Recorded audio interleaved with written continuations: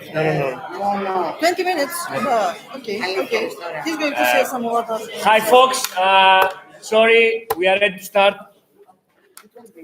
So, just to introduce ourselves in very shortly, we are Greek migrants. We have created the local branch of the Greek Anti-Capitalist Front, actually 6 years ago, exactly this day. It was 5th of October, that Saturday, in that building in SOAS. And we are actually organizing this discussion, this event, in order to deepen the ongoing debate about a very, very serious and crucial issue around climate change, which has been, let's say, very popular at the moment with all these climate actions in the last 6 months. Someone could say with epicenter being in the UK, in various cities around the country, and which has been expanded in other cities around the globe. This event is happening 2 weeks after the climate strike on the 20th of September, which took place in many, many cities in the UK, and 2 days before Monday, which is another round of climate action starting from Westminster and London and other cities across Europe and the world. I know for sure a lot of cities in Australia, Munich, and other cities in Europe. So we want to contribute actually to this very, very serious discussion. We have structured the question whether all these issues around ecological disasters, someone could say, climate change, whether they are structural, whether they are inherent in the capitalist system, or whether we could have something. There are other answers and responses in this very important question. For this event, we have invited 3 speakers who have actually engaged a lot with this stuff. Elia Apostolopoulou on my left, she's a lecturer on political ecology in the University of Cambridge. She's Greek. No ethnic divisions, but I just said it. We have Gareth, who is a lecturer in Brunel University in political sciences.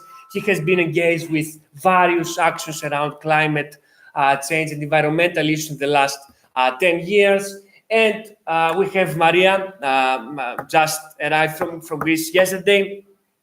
Maria Kadolou has been she has been actively participating in probably some of you this movement against the Eldorado investment, a mining company in northern Greece, in Chalkidiki area, and who is a member of the Observatory of Mining Activity, which is called Anti-Gold Greece. So we will start with Elia, and the discussion will go on. Okay, hi everybody. So I will start by climate change, but basically what I'm doing more is I'm more focused on my research on biodiversity loss. So we'll also try to connect a bit the 2 issues and speak more generally about social environmental movements, with a particular focus in the area following the 2008 financial crash. So starting from climate change and actually trying to to see a bit what is happening this last few months, especially with the school strikes and all the events that we have also in the UK, but around the globe. And there's sometimes heated discussions around the demands of these movements, the figures of the movement. I mean, I'm sure that all of you have seen many discussions the last few weeks around these issues. So starting from that, I would like to offer, start with a few quotes of what people are saying about climate change. So the first one goes like that. It says, international leaders have 18 months to tackle climate change. If we do nothing, the consequences for every person on this earth will be severe, with vast numbers of environmental refugees and social instability, far worse than anything we are seeing today. So this has been said by Prince Charles last spring here in London. He's one of the advocates of solutions to tackle climate change, and he's also in this, same logic of emergency around climate change. And then In July 2019, we had 8 of the world's largest asset managers that decided to include climate risk in their investments. This was actually mobilized by the French president, Emmanuel Macron, who claims that he's one of the major actors fighting against climate change in Europe right now.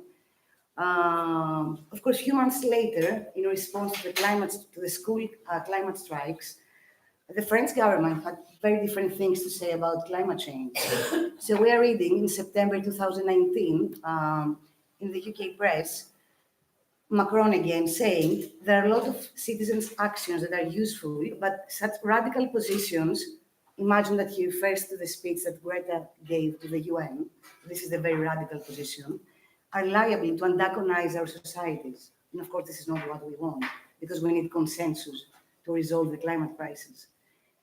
And again, a few days later, we have the finance minister of France again, saying the same day that finance will be green. So we have here, the discourse on the green economy, or it won't be. So we need finance to be green because we need an ecological transition. Otherwise, we won't survive as humanity. The same day, the same person says that, okay, President Macron and our government have done a lot on the issue, but we should be very careful with things like the climate strikes, because we don't want to create a generation of depressed people over this kind of issues. So it's interesting to see, what some people support, and at the same time, what they're against. I mean, I think it's quite, it offers a really nice clarity on what exactly they have in mind, better than, just having me here interpreting what they're saying. And then, and I will finish with that, I will finish with Theresa May, the previous Prime Minister here. So Theresa May, in June 2019, was saying in an interview that this country, namely the UK, led the world in innovation during the Industrial Revolution. So now we are again, the UK, we must lead the world to a cleaner, greener form of growth. Standing by is not an option. And she announced, and perhaps you remember that the new goal of the government was that by 2050, we will have a net zero carbon emissions. So Theresa May, again, speaking about the school climate strikes, and I really like these quotes, so we'll finish with that, says that, of course, everybody wants young people to be engaged in the issues that affect them most, so that we can build a brighter future for all of us. But, because there is a but, of course, it is important to emphasize that disruption increases teachers' workloads and wastes lesson time that teachers have carefully prepared for. That time is crucial for young people precisely so that they can develop into the top scientists, engineers, and advocates that we need to help tackle climate change. So I started with this because I wanted to show that beyond, this broader consensus around climate change and around the fact that we should definitely do something about the environmental crisis. Of course, the way that people are framing solutions are extremely different. And I think this is very important, and this is where we should start when we're trying to discuss the environmental, the ecological crisis, whether it is, climate change or biodiversity loss or any other issue that we want to discuss about. So the need for sustainability, and I'm sure you know the term, and I'm sure you know that the hegemonic discourse is focusing on sustainability. And this is the core issue around, we will see mostly, almost any public debate to focus when we're talking about the environmental crisis. So this idea about sustainability is concerned actually on reducing carbon dioxide. So every discussion and every solution is around carbon dioxide. And I had many students during these last few years saying, so why people are talking about climate change and are not talking about biodiversity loss? Why people are not talking about, extinction? I mean, perhaps we're entering the sixth extinction. Why people prefer talking about climate change, and actually why people are talking, they're obsessed about carbon dioxide.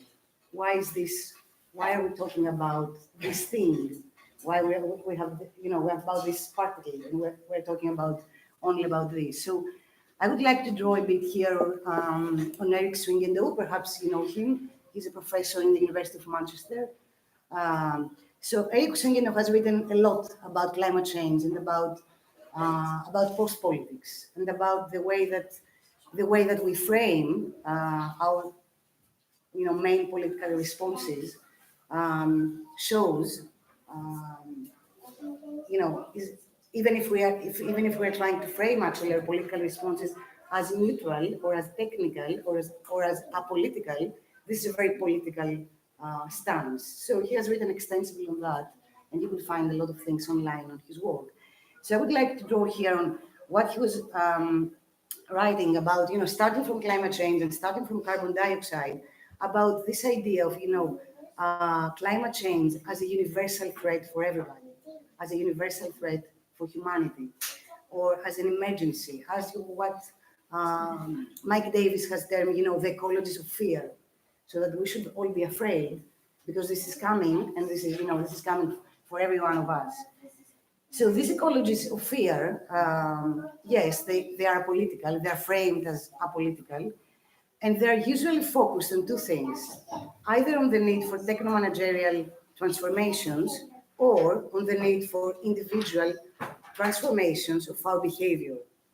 And if you see, in most cases, the public debate will focus on these two things.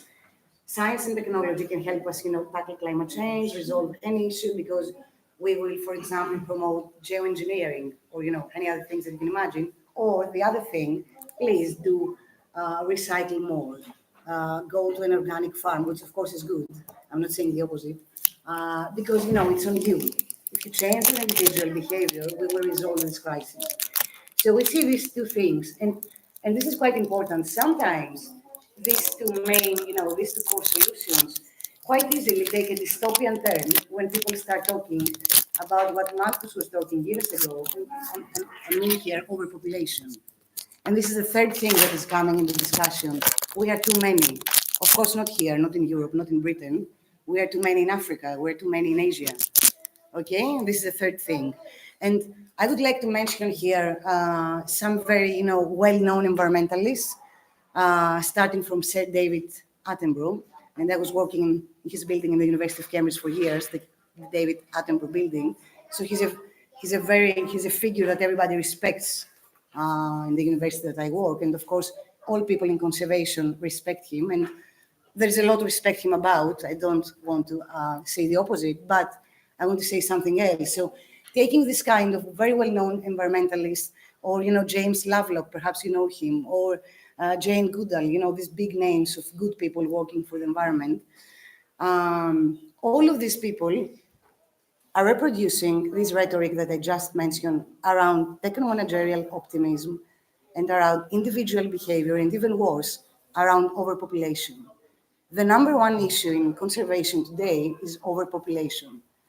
And this is what we are studying in many universities, like the University of Cambridge, or top universities around the globe, when you are studying environmental and conservation politics. So going back again to Eric Swingendow, that he draws on Oran's here, saying that basically the key message is that we have to change radically, but only within the limits of the existing system, so that nothing really has to change, so that everything remains the same. And this is the core idea around all this hegemonic discourse around climate change. So I'm sure that what I have prepared is for more than 20 minutes, but anyway, so I will try. Maybe I will stop because the next speaker has to speak, and then we will see more later. But I really want to read this because I think it shows really well where these things can lead. I mean, it's not only, all this emphasis on the technical solutions, the individual solutions, and etc. So I'm taking something from James Lovelock here, and he says, what if at some point in the next few years we realize, as we did in 1939, that democracy had temporarily to be suspended, and we had to accept a disciplined regime that saw the UK as a legitimate but limited safe haven for civilization. Orderly survival requires an unusual degree of human understanding and leadership. and may require, as in times of war, the suspension of democratic government for the duration of the survival environmental emergency, for our survival. Huh? So going a bit faster now, because I think I made this point quite clear about, what we're listening, what is the main thing that surrounds us, and sometimes even, it's considered radical, so we should be quite careful on how everybody frames these kind of issues. I will just go now, I will try to be brief, and I will try to address quickly some questions that I think are of major importance for a political ecology, for a radical political ecology approach to issues like climate change, biodiversity loss, and in general, the environmental crisis. So I will start by saying, that what we currently witness is not, of course, entirely new. Okay, it's just the latest stage in a long history of contradictions between capitalism and non-human nature. And what we see is the latest, developments, of course, strongly influenced by neoliberalism. And when I talk about neoliberalism, I mainly mean the new stage in capitalism starting after the crisis of 1973. And I mean, the focus and the emphasis on privatizations, on deregulations, on market-friendly re-regulations, and in general, the obsession with market-based solutions in every possible problem that we are facing.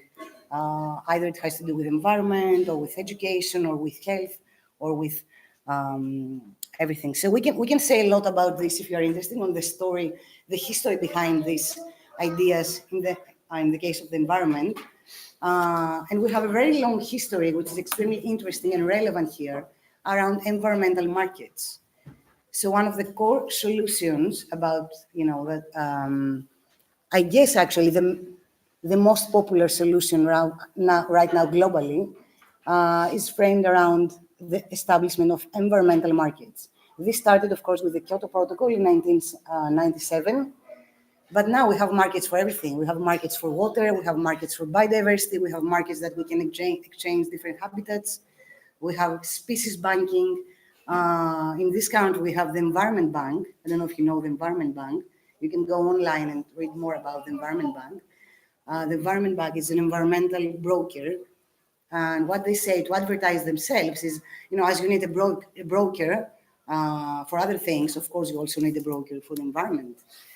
So we're playing this role, and we facilitate, agreements and basically exchanges of land to offset your environmental damage. So the key idea behind environmental markets, either it is for carbon or for biodiversity, is this idea of environmental offsetting. Namely, the idea that I can destroy nature here and create an equivalent amount of nature somewhere else and exchange this kind. I mean, this is very real, and actually this is what I have been doing the last 4 years in this country, so it's happening. And this is how development is currently being offset, in most cases, in England at least. So, of course, I mean, as you can imagine, there is a very big, interesting discussion here around the consequences and the implications of this shift towards, the establishment of environmental markets that relates a lot, if we want to also think a bit in more theoretical Marxist terms, with the classical discussion around use value and exchange value. So what we see in all these cases is that exchange value becomes the main way that nature is being represented.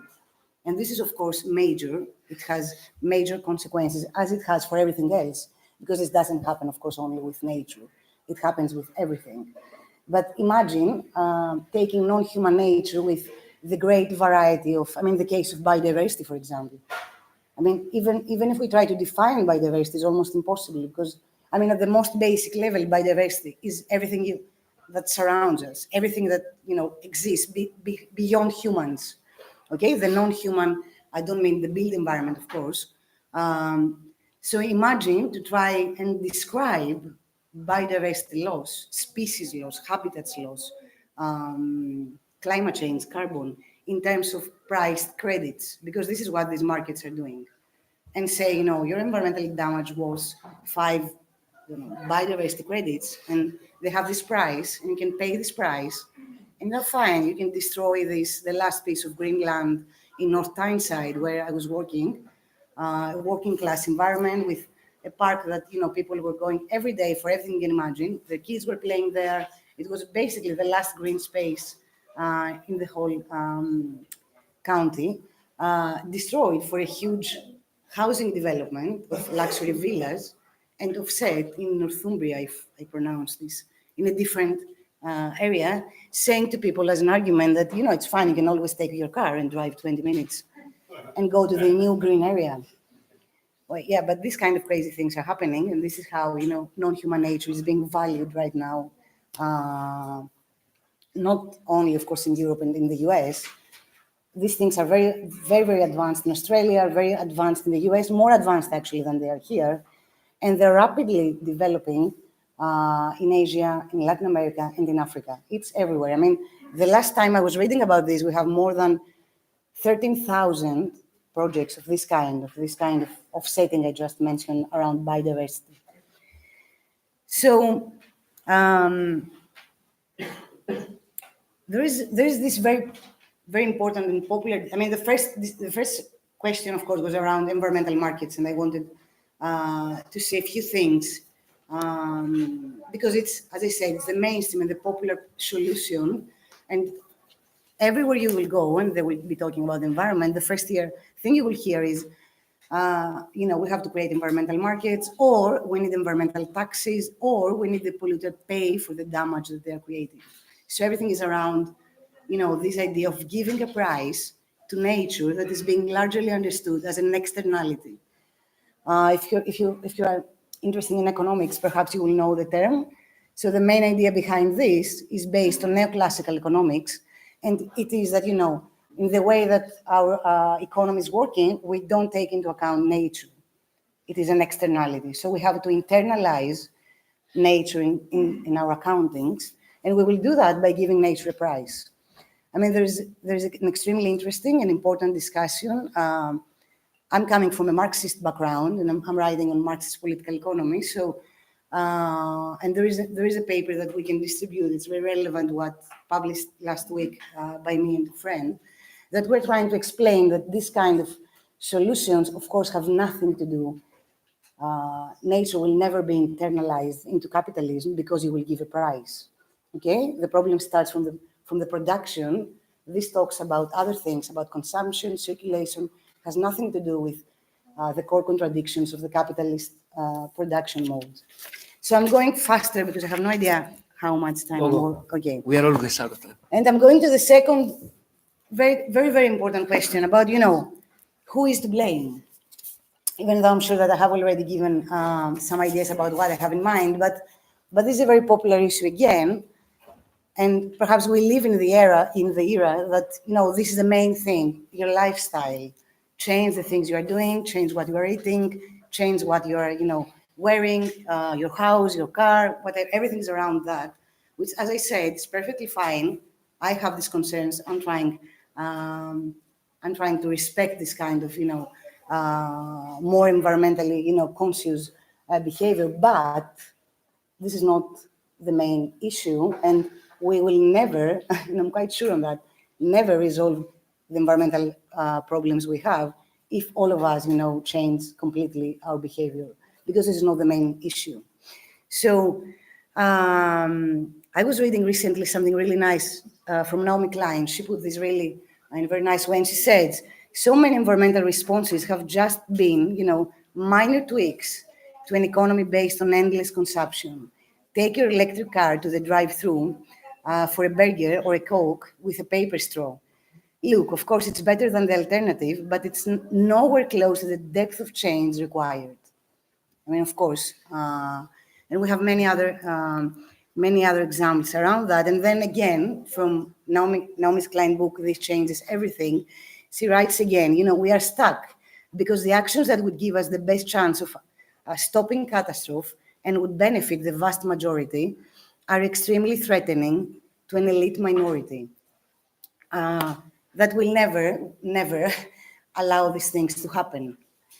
So this is really interesting, because then after this book, I go 5 years ago, but I still have this article because I was laughing for months, so with friends. So in September 2014, The Guardian invited, I don't know if you know him, the philosopher John Gray, to respond to Naomi Klein's book that everybody was discussing at that point.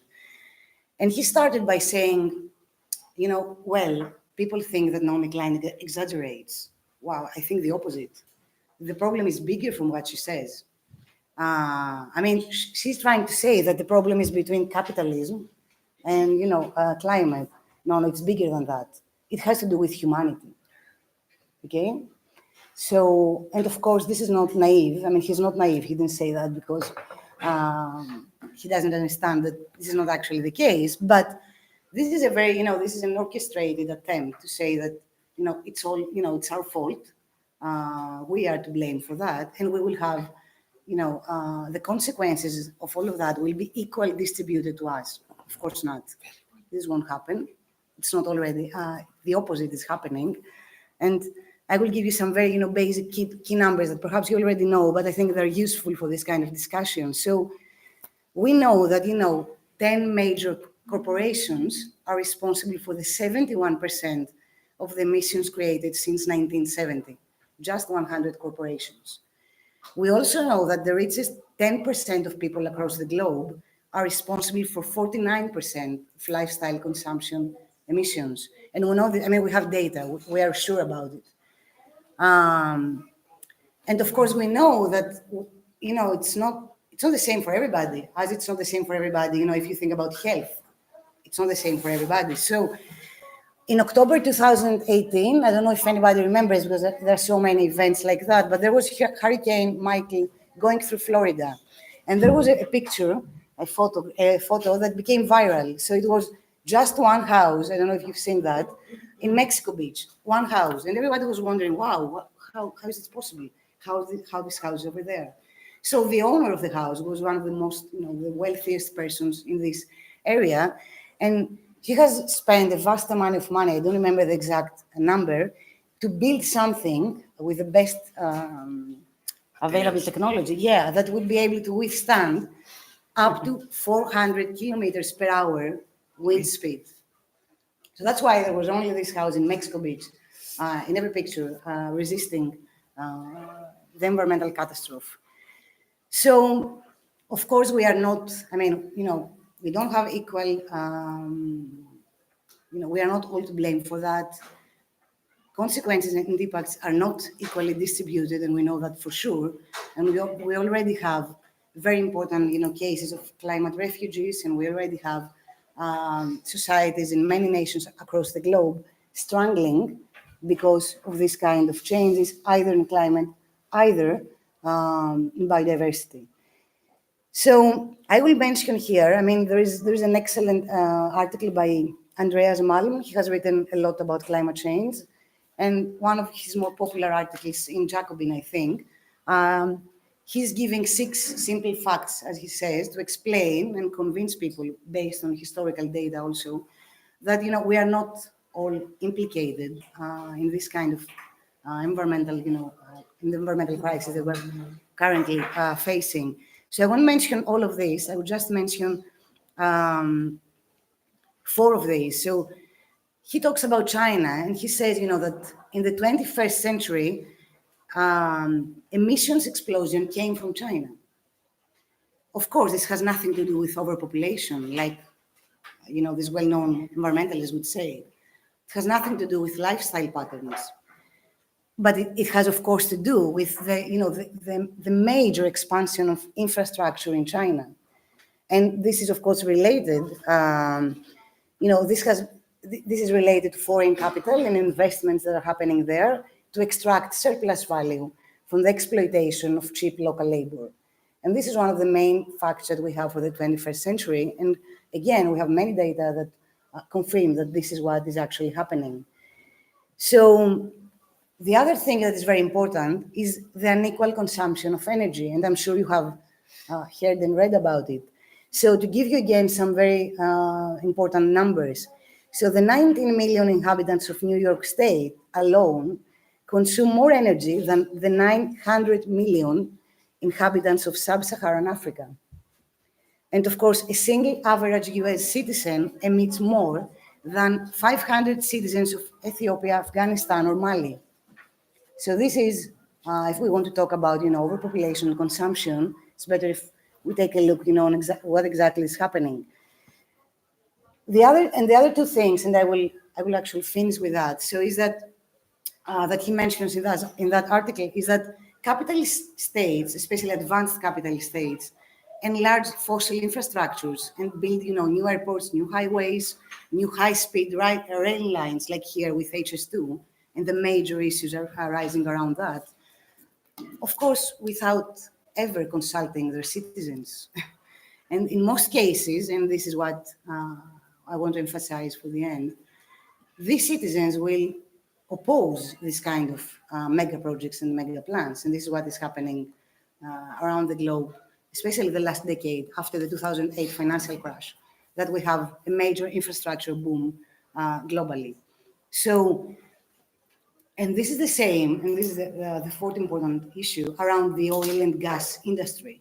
So the oil and gas industry currently faces perhaps the biggest opposition that there is, opposition from communities, from, opposition to fracking and pipelines, starting, from Alberta and Ecuador to the UK and Greece. So everywhere around the globe. So I will just, unfortunately, because as you all perhaps understand, I have a daughter over there, so I forget things. I forgot to bring my book. So the last thing I want to say is about a book that we have published last year. The book it's called, and I have a slide. I don't know if we can show it. It's called The Right to Nature, and talks environmental movements. It talks about environmental movements, neoliberal natures, and environmental justice, especially after the 2008 financial crash in the context of the global economic crisis. So in this book, we take inspiration from the last thing I mentioned, the major opposition that we see to these industries around the globe. And we have 22 case studies from anywhere around, from different places around the globe, both from scholars, but also from activists. We also have people that have nothing to do with academia, and they contribute in this book, describing such cases of resistance against mining, fracking, gentrification, the housing crisis, and every possible privatizations of natural resources. So many different issues that we're facing that have been intensifying the last few years. And we have all these cases, and all this experience from these people fighting against the neoliberalization, as we tend to term it, of non-human nature. What I want to say from this, there are so many lessons that we can learn from these case studies, and of course, I don't have the time for this right now, and we can expand this further if there is an interest on that. And I can also tell you more about the book later. But what I would like to say here, and just, Nico, please let me know how. 3 minutes. Okay, 3 minutes. Okay, so. 5. So what we're trying. So we call the book. No, just this, and I'm finishing. So we call the book "The Right to Nature." Why we decided to say that, which is, I know, quite strange, perhaps, as a term. So I don't know if you're aware of, there is all this discussion about the rights of nature. So several of the environmentalists I mentioned before, and also in some cases, also national legislation in some countries in Latin America are starting talking about the rights of nature. I won't talk about the case of Latin America now, and I don't refer mainly to that because it's quite different from the other. But the mainstream discourse around that we see, at least in the global north, it's, that some kind of, liberal democratic, right of nature as a person that can defend itself, and you can find many articles online that they are really interesting. I mean, if you are or funny, I don't know how to call them, that start talking about, who can represent nature. And people starting, mentioning criteria. We can find good lawyers to do that. We can find good governments to do that. Or, so anyway, having this discussion in mind, me and several other colleagues, we decided that, this is actually part of the depoliticization of the environmental issue. And we should start talking in different terms because it's not helpful. And of course, we draw inspiration from The Right to the City, which I'm sure many of you know, and the very important work of David Harvey, of Lefebvre, of Neil Smith, and the great legacy that exists in urban fights in the city for the right to the city. And we start thinking that actually we should start saying that this goes beyond the city now. These kind of fights against urbanization, against capitalist urbanization, against infrastructure development are actually now expanding everywhere. And we can find, we have a lot of cases around the globe that show that this is the case, and that show actually that now, in the Anthropocene era or the Capitalocene era, as others will say, the urban is not anymore confined within, the limits of the traditional city. And by the urban, I mean here, the built environment and everything that is constructed.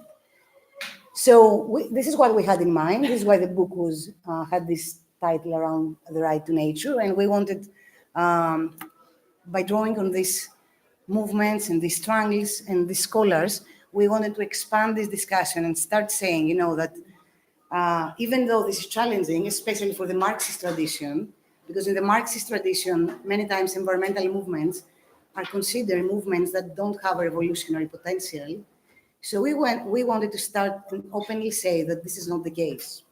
We want to say that environmental movements can disrupt capitalist accumulation, and they're actually doing that when they stop a pipeline, when they stop mining, when they stop fracking. Yes, they stop capital accumulation. And there are movements that have revolutionary potential. There are movements that have anti-capitalistic elements quite clearly.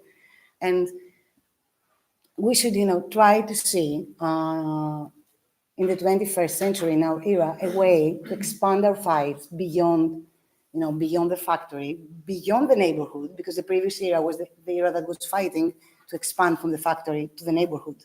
And now say, we have to go even further and find ways to relate these strangles within and beyond the city around, radical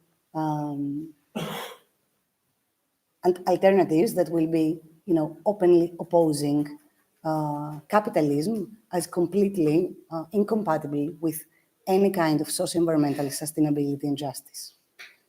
Thank you. I will stop.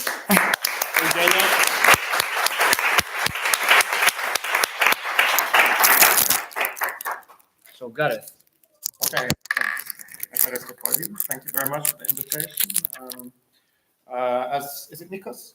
Yeah. As Nikos mentioned, I've been involved in various, while sporadically, I have to admit, involved in various forms of climate activism over decades, climate jobs campaigns and climate camps. At the moment, I'm involved in organizing this conference, Endgames. There are flyers around, if anyone's interested. It's in 3 weeks' time. Just around the corner from here in the Institute. So everyone's welcome to come along to that if they're interested.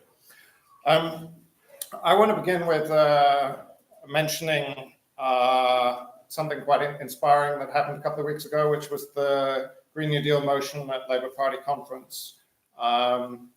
So it was a motion supported by 128 constituency Labour parties.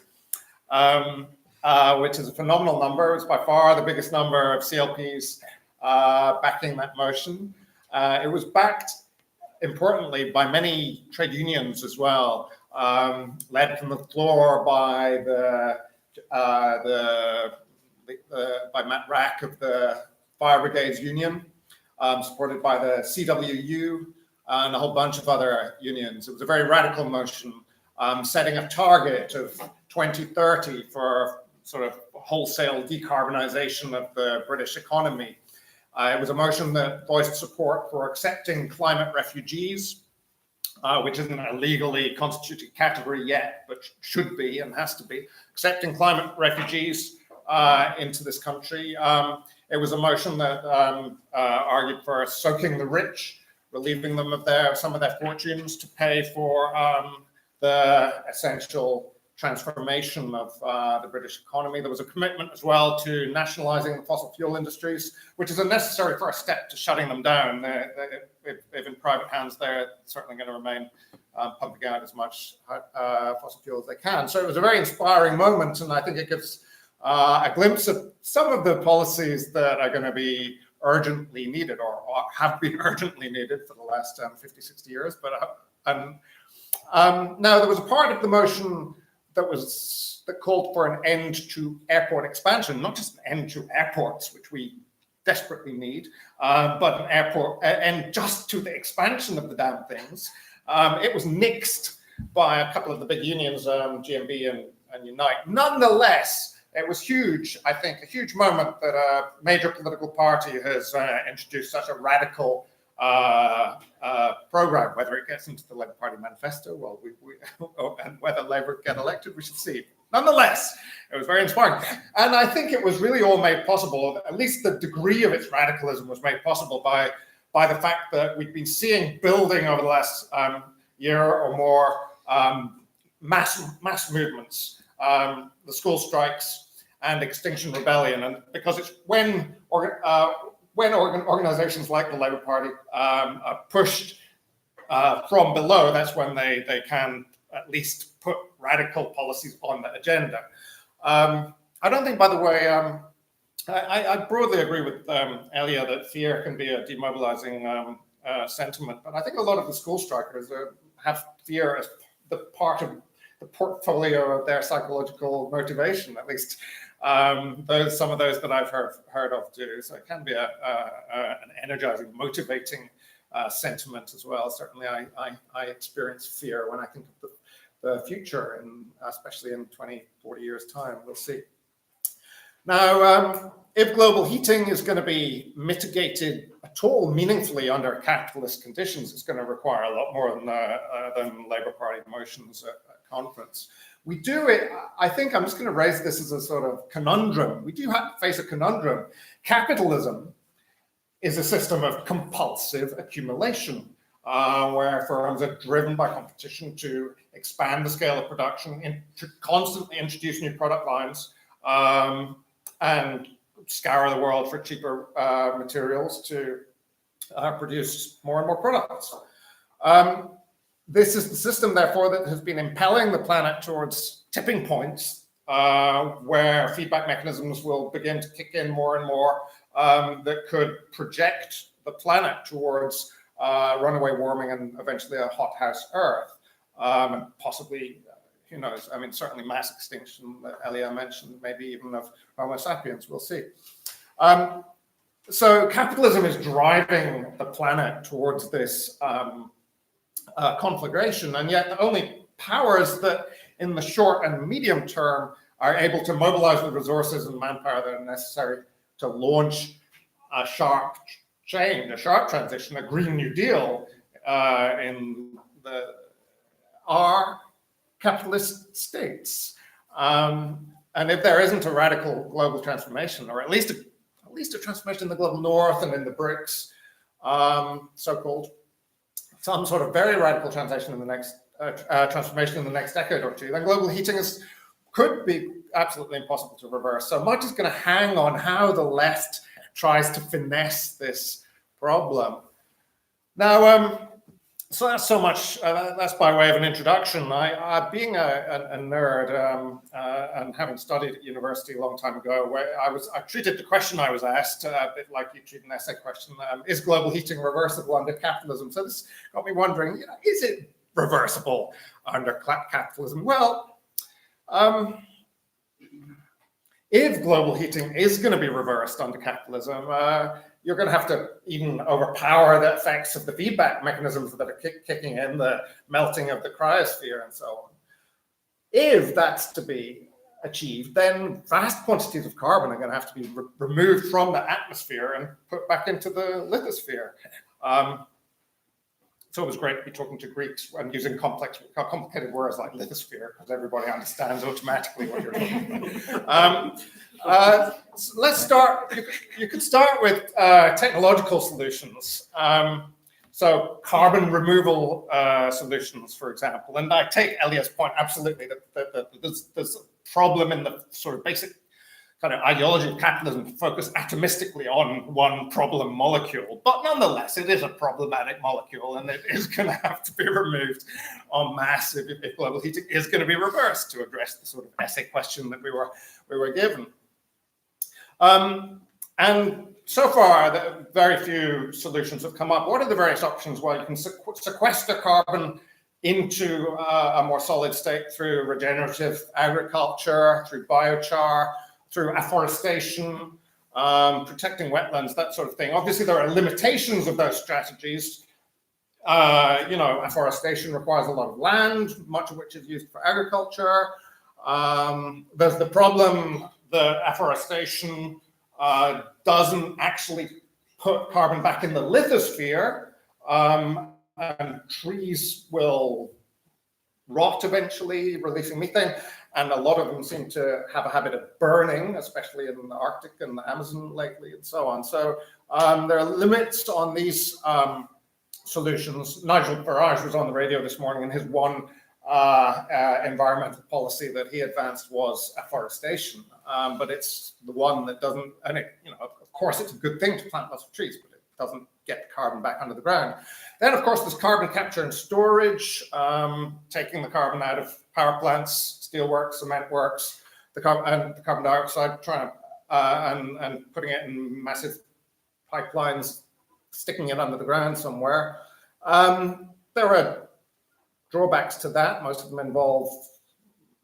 the plants so far involve fossil fuel corporations, and it's not actually, anyway, it's not actually removing carbon from the atmosphere. It's just simply reducing emissions. It's vastly expensive. You have to build enormous pipeline systems, and much of this infrastructure in the near future is likely to be in the hands of the polluter industries themselves. So it's asking the fox to guard the hen house.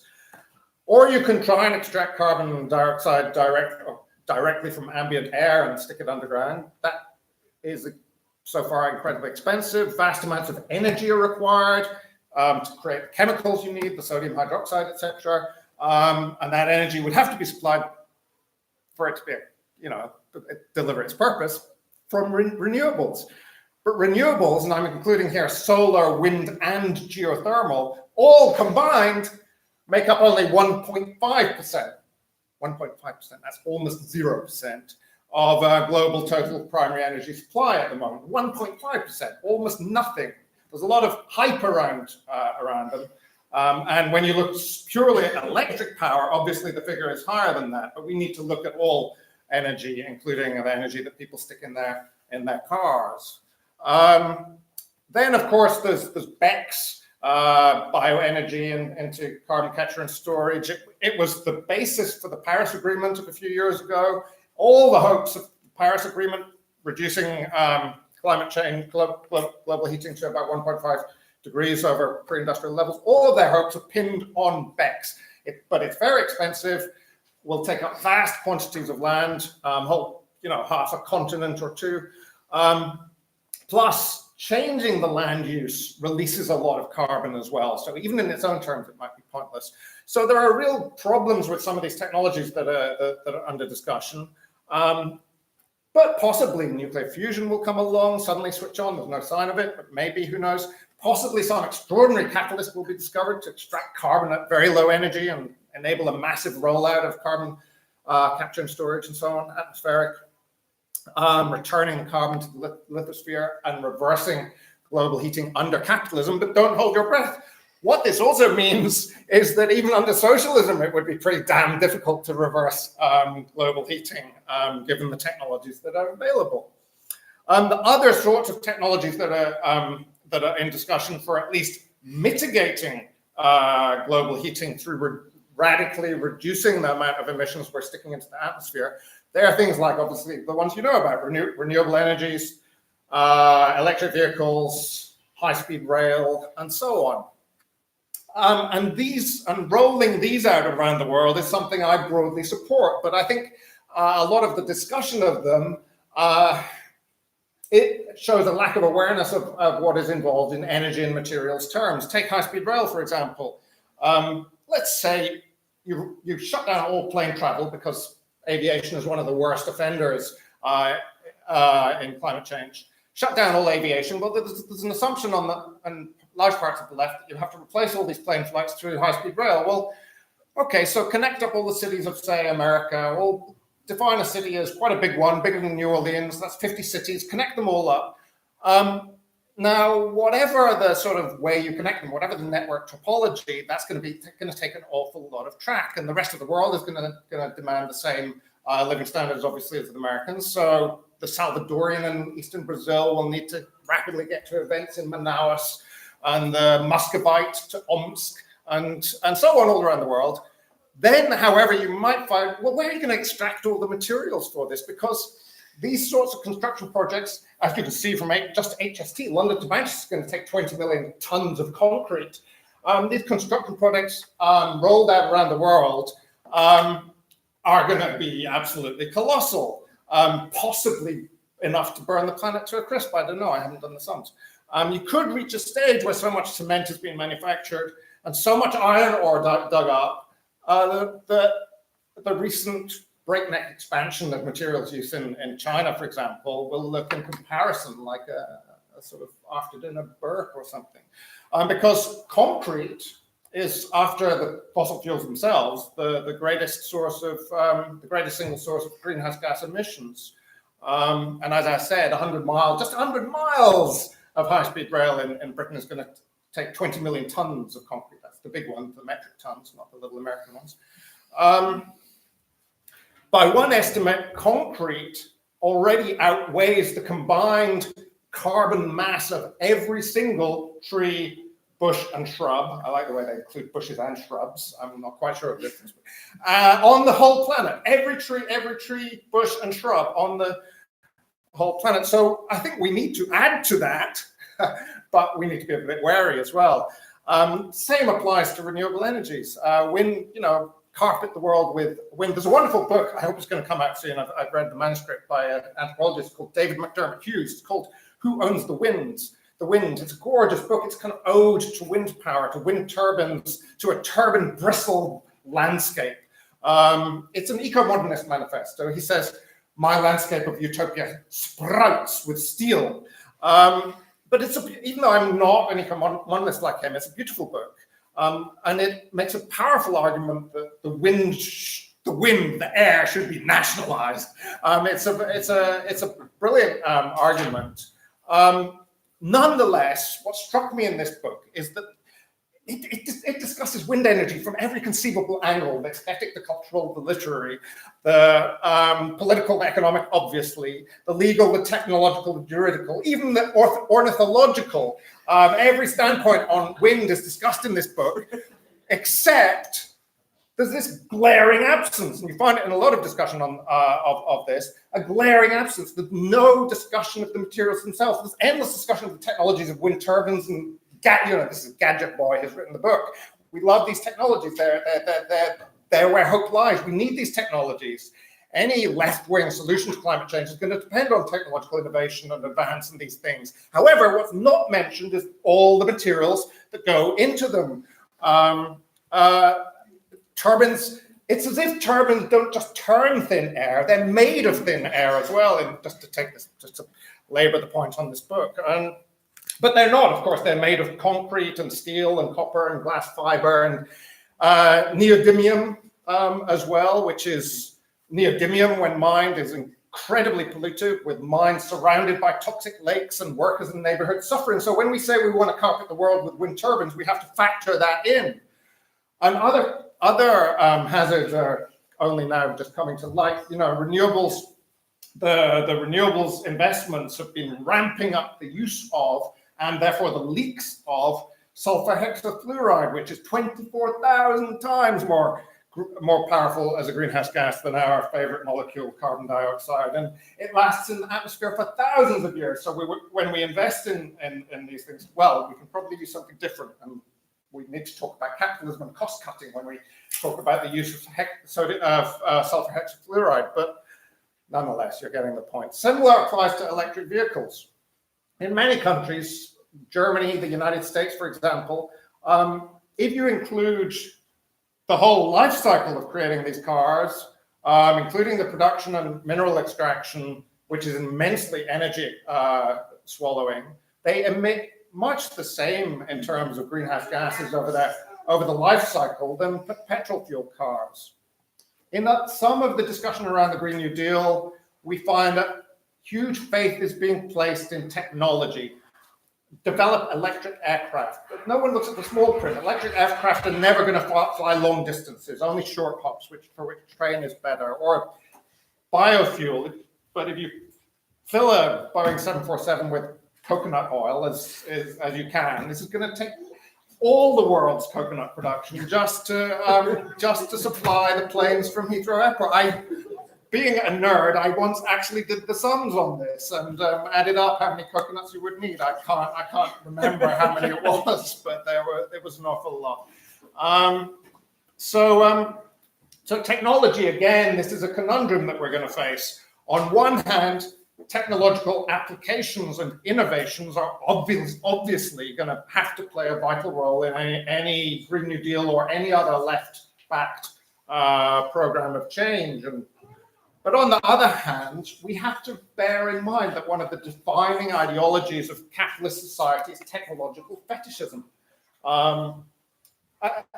which arises, where does technological fetishism arise from? Essentially the role of innovation in enabling businesses to steal a march on their rivals and accrue super profits, technological rents.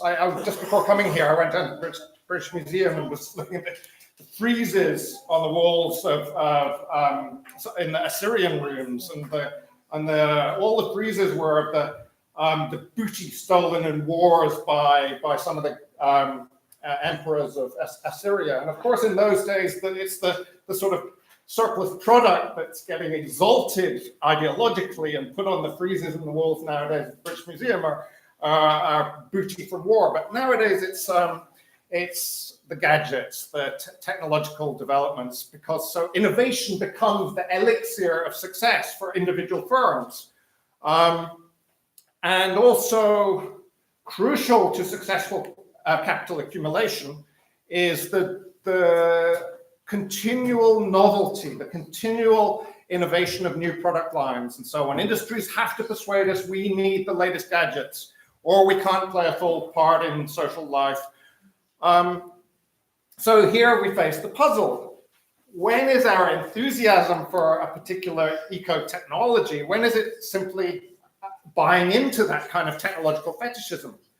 When we advocate electric vehicles, are we doing so because that's necessary to a rational ecological transition, maintaining mobility for the world's population, or are we just, buying into a ruse of capital to develop new products, encourage the junking of our existing cars, buy new ones to keep the wheels of accumulation spinning fast and spinning faster?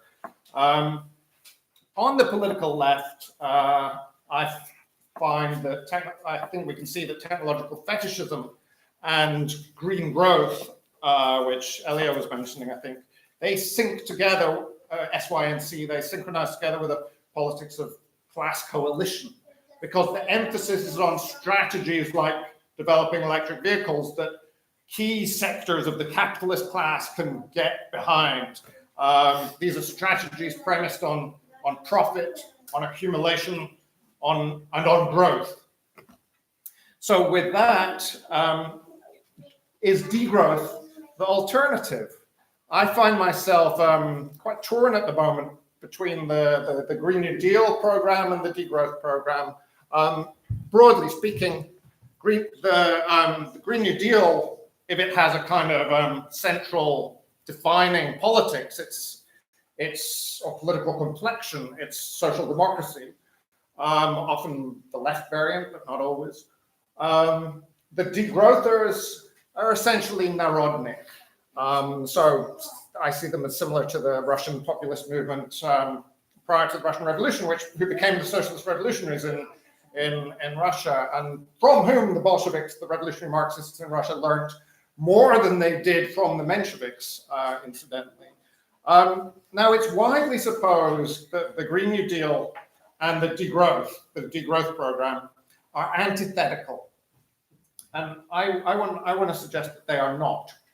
Or more precisely, the sort of mainstream of each is almost by definition antithetical. The Green New Dealers, green growth. The degrowthers, degrowth, opposites. But at the left flanks of each body of thought and activism, I see a convergence. Because degrowth isn't just a politics of less, as is sometimes argued. It's more, I see it as a politics of less is more. In other words, for arguing for a smaller overall materials and energy envelope with very differentiated contents. This is what Elia was referring to, albeit not in a degrowth context. So for the rich, much, much less.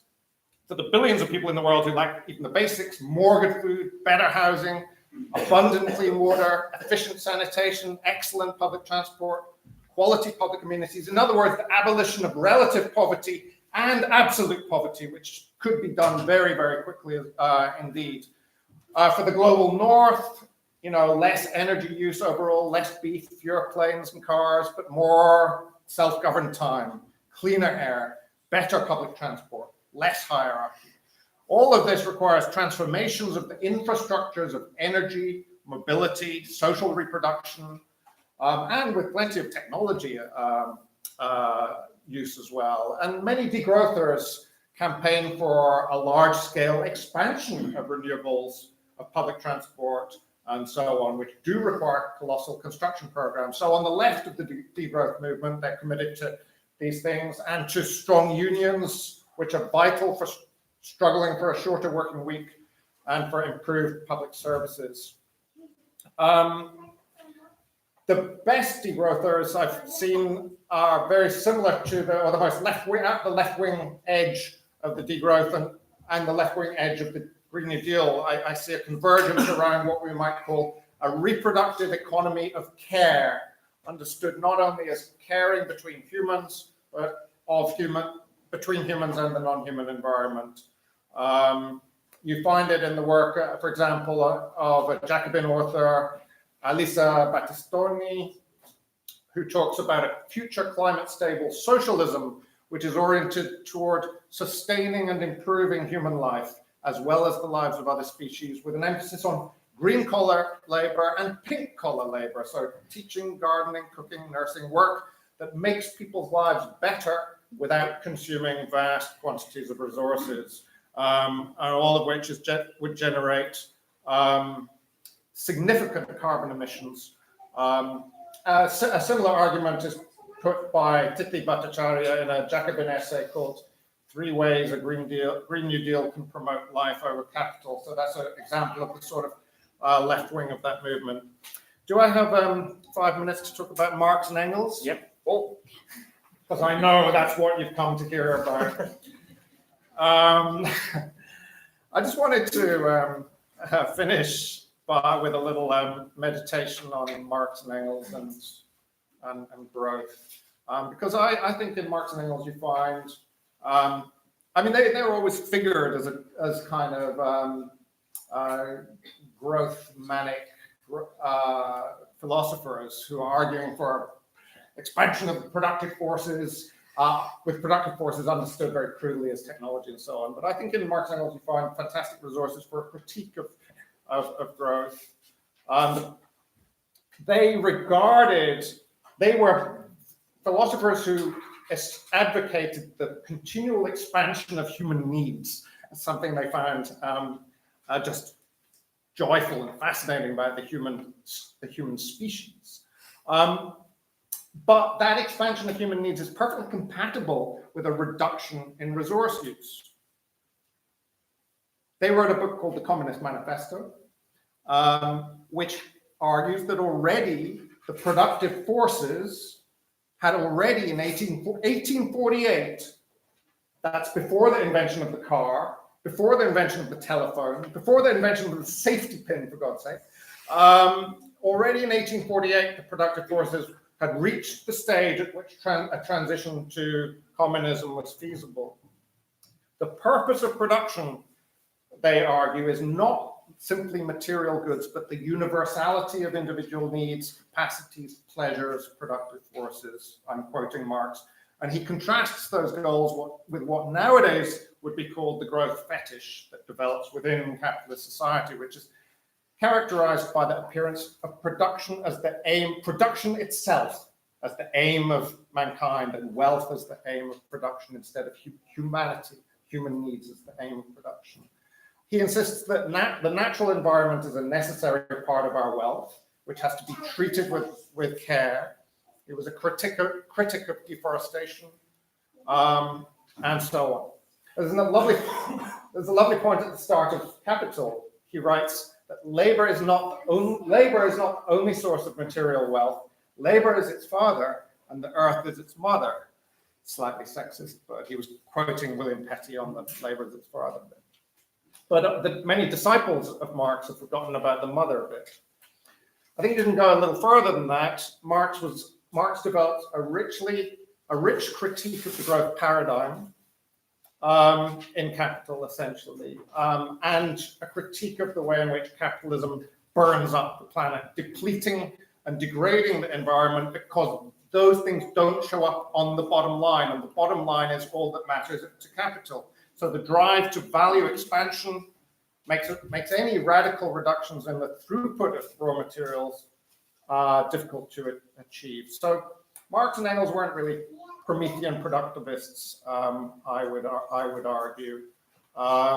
They aspired towards an abundance, but not in the techno-fetishizing way that we find on parts of the left today.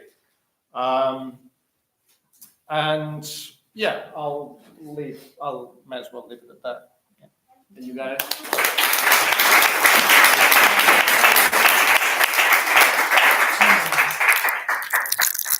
So, Maria. Okay.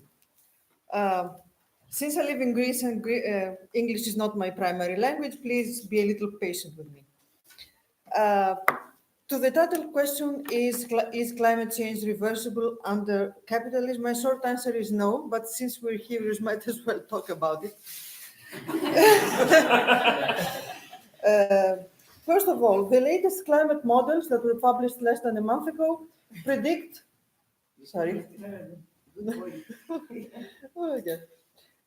predict that if carbon emissions continue unabated, the Earth's temperature could rise 2 degrees more than the models used in the Paris Agreement, so the Earth is going to heat even faster than it was previously thought, so much deeper cuts would be needed than the ones agreed in Paris, which we're not able to meet anyway. There are serious technological constraints, economical constraints. There is also the cynical refusal of the world's biggest polluters, states and industrial corporations to comply, and all this doesn't add up well. The main problem with the plan to transition to clean energy is that it fails to recognize and act on the root cause of the crisis, which is the system of infinite growth. The plan proposes to continue with business as usual, unquestionably accepting that economic growth in the global north, where it mostly is concentrated, can and must continue unchanged. The global GDP is expected to triple by 2060, and there are really no technological solutions to that, as Gareth already analyzed. The best we hear is that technology, the magic power of technology, innovation, eco-efficiency, blah, blah, blah, will somehow offset the negative impacts of increased consumption. And unfortunately, this is a view shared by not only by international leaders, okay, who are actually servants to the big capital, but also by most of the big environmental organizations that are fighting climate change. Moreover, the transition plan fails to address the deep inequalities that are inherent to the capitalist growth system, and basically it does not ask the critical question: we want energy for whom and for what? Do we want clean energy to power the endless and senseless consumption of the global north that devours national capital, while at the same time more than 1 billion people on earth lack basic access to electricity? Is it really green to have 1 billion, mostly private electric cars on the road by 2050, so that the average American or European can ease his conscience, saying that he has done all that he could to save the planet? As it's proposed, the energy transition is neither just nor equitable, and it isn't clean either. It will perpetuate global and local inequalities while driving the demand for energy, metals, minerals, and biomass further beyond the capacity of the planet. Actually, what I'm going to talk about is much more down to earth than what Gareth and Delia said before, and I mean literally down to earth, because I'm going to talk about materials. Yes, mining. Renewable technologies are all metal intensive. All current projections for a decarbonized economy require massive amounts of metals in order to generate, store, and transmit electricity, and particularly cobalt, lithium, copper, nickel, lead, zinc, and rare earths.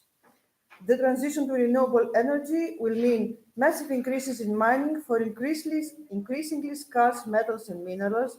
Sorry, I had to write this down because it's not easy for me to talk in another language than my own. And it will push mining into more remote and fragile places, including the ocean floor and underneath the melting ice of the Arctic. It will lead to greater conflict with communities and greater destruction of fresh water and biodiversity. There are a number of studies that attempt to determine the volume of key metals and minerals that will be necessary to develop a renewable energy matrix. These are different studies, they employ different methodologies, they vary widely in their scope and their conclusions. They make different assumptions on future energy mix, total energy demand, types of technology, potential improvements in efficiency, recycling, and substitution. It is important to note that none of these studies question the assumption that total economic activity and overall energy demand will continue to increase.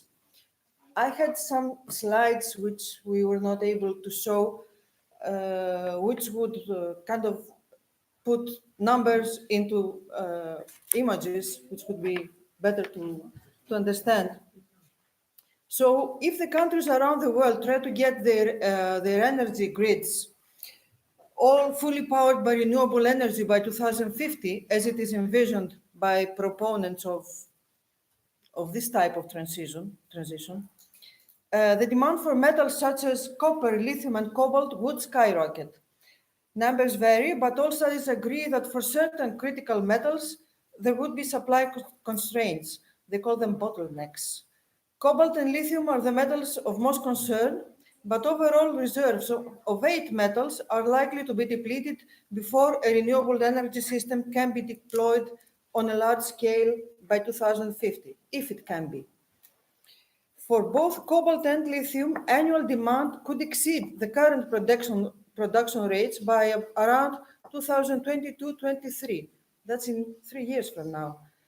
And in a 100% renewable scenario, demand for these metals would soar to more than 4 times the amount available in reserves. Recycling, of course, could help offset primary material demand, but the collection systems, the technology and the infrastructure required to recycle metals from renewable energy technologies are not well established. Recycling for metals like lithium is currently at less than 1%. Wind turbine blades are composite materials that cannot be recycled at all. So they're waste. And right now, Germany has a big problem in its hands because several thousand of first generation wind turbines are to be decommissioned in the coming years, and they don't know what to do with them. They are searching for a dumping ground, possibly somewhere in Africa. Well, yeah. Please note that the main driver of demand for these metals is batteries for electric vehicles, which means that it is the private electric vehicle market and that is driving demand, and not satisfying the need of people for energy access and public transit. Also, the renewables energy has to compete for these same metals with the construction, aviation, electronics, nuclear, and the arms industry, which we tend to forget because we usually focus on civil uses of metals and energy. We forget about war. Yeah. Yeah, by the way, the US Army is the largest single, the US Army is the largest single oil consumer in the world, and they are also the biggest emitter of carbon dioxide in the world, and they are not bound by any Paris Agreement. Take, for example, copper. Copper is a metal that does not face serious supply risks like lithium and cobalt, but the quantities needed are huge and competition for deposits is high. The generation of clean energy from solar and wind has a copper usage that is typically 4 to 6 times more than fossil fuels. Electric vehicles demand 3 to 8 times more copper than traditional vehicles with internal combustion engines, depending on the type of the vehicle. So now, in Norway, people are being told that they have to sacrifice their precious fjords in order to produce copper for clean energy. BMW has recently signed an agreement with a mining giant that will provide copper extracted from the rainforests of Ecuador. And they call this green copper because it will be used for green electric cars. There are 1 billion cars in this world, and they have to be replaced with electric cars so that we would reduce to zero, I don't know, carbon dioxide emissions, which means that at least the automotive industry will thrive. So now the world's attention is moving away from oil, gas, and coal reserves, which need to stay in the ground, and is shifting towards the reserves of the metals required for the transition to a low-carbon energy economy. We are past the age of fossil fuels and we're into the age of metals. This is, of course, with the exception of countries like Greece, where we are now looking for oil and gas reserves to extract when the entire world is supposedly, at least, turning away from them. Of course, metals are non-renewable resources, and rich deposits are depleted over time quickly, and ore quality is declining. This means that larger quantities of ore have to be extracted to get the same metal. Just to give you an idea of the numbers, the Skouries mine in Greece, the infamous Skouries mine in Greece, operated by Eldorado Gold, contains 0.5% of copper. It is a copper mine with a little bit of gold. 0.5% of copper, which means that 99.5% is waste. I don't know if the world really understands what mining is. Mining is a very, very dirty business, and it's a dirty business in the very traditional sense of the word, not only in the climate change context. In the climate change context, metal mining is responsible for 10% of global emissions and 12% of global particulate matter health impacts. Non-metal mining, non-metal mining is also is responsible for another 10%. There we have cement industry, etc., etc. In the US, mining is the #1 industrial polluter of air, land, and water, and it has been in #1 ever since the toxic release inventory was established. There is research that that shows very clearly that catastrophic failures of waste dams, of mining waste dams, like the one that happened in Brazil about a year earlier and killed a few hundred people and created an environmental disaster. This type of disasters will increase as the scale of mining increases. And so we are to expect that more of this will happen as demand for metal increases, and no one has the right to act surprised. Nearly 60% of cobalt is mined in the Democratic Republic of Congo, a country with a horrible record of child labor and human rights abuses. Plans are underway to mine the ocean floor. Already, contractors are applying for permits, and they are getting claim areas in the international seabed. Mineral exploration in the seabed is already taking place. There's not enough knowledge on the environmental impacts of mining the ocean floor. And of course, no such regulations are in place. What could go wrong? Mining is the leading cause of socio-environmental conflict globally, causing displacement, internal and external conflict, murders of activists, eroded livelihoods, destruction of indigenous cultures, lack of access to arable land and fresh water, economic dependence, and severe health impacts. And of course, massive water pollution, destruction of habitats, blah, blah, ecosystem fragmentation, all of that. The Environmental Justice Atlas lists 587 conflicts caused by the mining of mineral ores and materials, of which at least 260 are related to the extraction and processing of critical metals. Lithium, gold, lead, zinc, copper, and silver.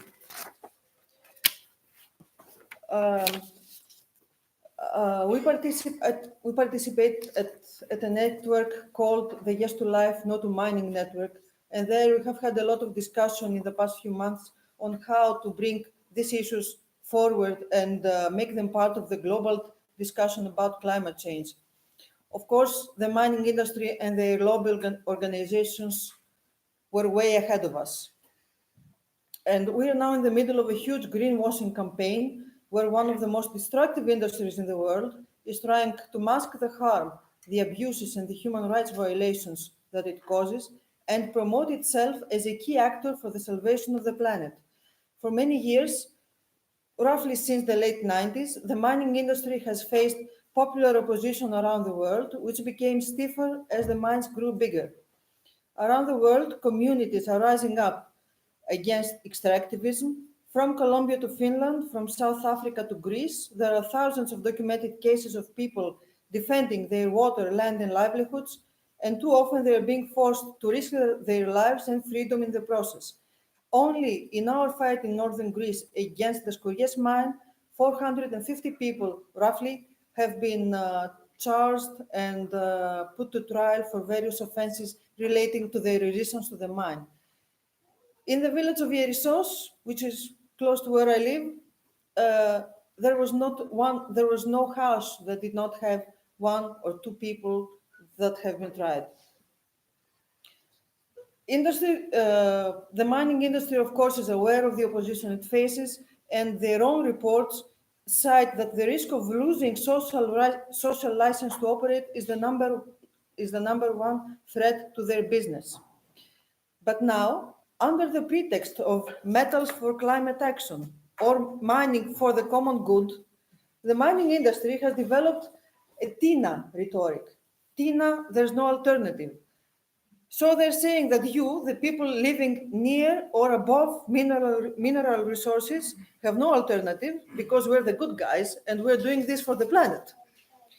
So we're seeing destructive projects that we thought were dead and buried projects which local communities have fought hard to stop being revived because of the mining TINA. And the mining industry has partnered with their old body, the World Bank, and they have developed something called the Climate Smart Mining Facility. And this is typical of the industry greenwashing rhetoric. They identify the need for metals in the future, and then they say, okay, we need all this metal to provide energy for the world's needs, electric cars, etc. And where will all these metals come from? Then they have a map, and all the deposits that they have in mind to extract are in the global north, all of them. I mean, I had the picture with me, but I was really shocked to see the map. And they say it openly, that the deposits that we're after are in the mineral-rich developing countries in the global south. Colonialism is alive and well in the form of extractivism. And of course, these are the countries that have been plundered for minerals for hundreds of years, first by the colonial powers and then by extractive multinationals. As noted by the World Bank's own overview of the extractive industries, non-renewable mining mineral resources play a dominant role in 81 countries, which are the world's poorest countries. They collectively account for a quarter of the world's GDP, half of the world's population, and nearly 70% of this population lives in extreme poverty. These are also the countries where large parts of the population have no access to electricity. And of course, the World Bank has no problem funding fossil fuel projects as well, and they are providing vast amounts of public finance for such projects. So what they say now is that we are going to provide financial and technical assistance to these countries to help them extract their mineral resources. The proposal is accompanied with fancy graphics and a lot of nice words like innovation, mitigation, efficiency, blah, blah. And of course, sustainable and sustainability. Someone has to explain to me how mineral extraction can be sustainable when minerals are non-renewable resources and when they are, and when the goal is to extract all minerals in the planet. Of course, all this picture that is painted by the mining industry and the World Bank is in total disconnect with the experience of people on the ground that are affected by mining. In the previous decades, the legislation of these countries was rewritten by the global institutions such as the World Bank and the IMF, and it was shaped in the interest of the mining industry. All, of course, in the name of attracting foreign investment, fighting poverty, etc. The results were the exact opposite. It was more poverty, because there's a lot of research on that, and it clearly shows that where mineral extraction where economies are dependent on mining, on non-renewable resources, this leads to underdevelopment, not development. On the other hand, there is complete lack of an international justice system that would hold transnational corporations accountable for their crimes, and this has created a vacuum in which corporations can act with near impunity. What the mining industry is proposing now is another set of voluntary commitments like the ones that affected people have another one like the ones previously heard. What the people need is not voluntary commitments, but solid, enforceable regulatory mechanisms that will guarantee the rights of the affected people and their territories. The climate crisis, in my view, is a life-threatening symptom, but it is only a symptom. The disease is capitalism. The situation with resource extraction in general was extremely serious even without the climate crisis. Once a year, we have, if you know, you probably know this, we have the so-called Earth Overshoot Day. It marks the day when humanity's demands for resources and services exceed what the Earth can generate. And every year, this date comes earlier. If we were playing a game, this is where we would lose a life. In this case, we're losing a planet. We know we're losing a planet. We know there is no planet B, and we go on. At an ever-accelerating pace, we are turning our precious planet into trash so that half the world, and basically the economic elite, can enjoy an imperial lifestyle like there's no tomorrow. And I'd like to end with a quote from a book, from a 2007 book. We're stealing the future, we're selling it in the present, and we call this GDP. In my view, abolishing this system is the only thing that could save the planet, if it can be saved by us. I don't believe in conspiracy theories, but I truly hope that they are right. I truly hope that this is not because of us. As long as this system stays in place, the world does not stand a chance. And as long as it stays in place, community-led resistance to extractivism and corporate power is not only necessary, but is also blessed. The book is called Blessed Unrest. That's it. Thank you.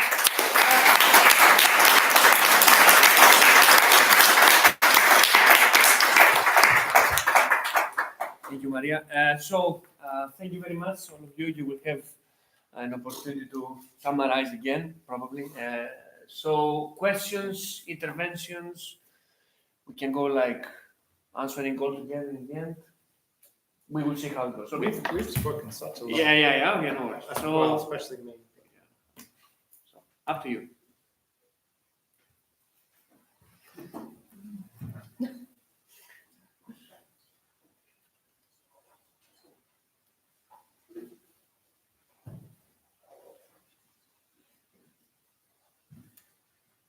Yep.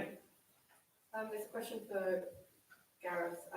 So earlier mentioned in how to talk about marketization of environmental markets.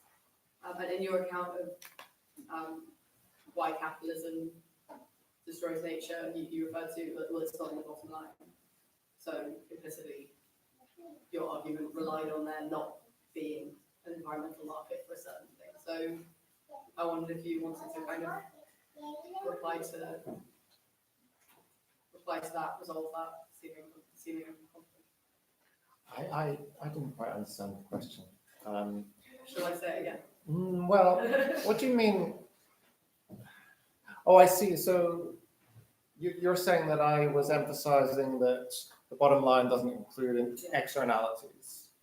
So capitalist businesses are just producing for profit, and they don't. Therefore, they are legally bound, really, not to care about the environment. So that's part of the problem, I'm arguing.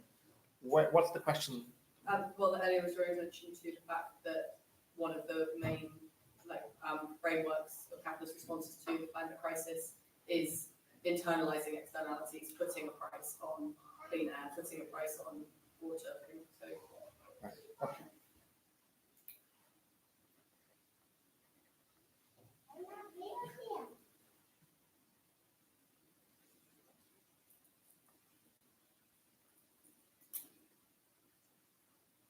Are we grouping questions or? Well, if there is no one asking a question now, maybe you can reply. If you're short. I need to. Come on, yeah, go. I need to put it back. Okay.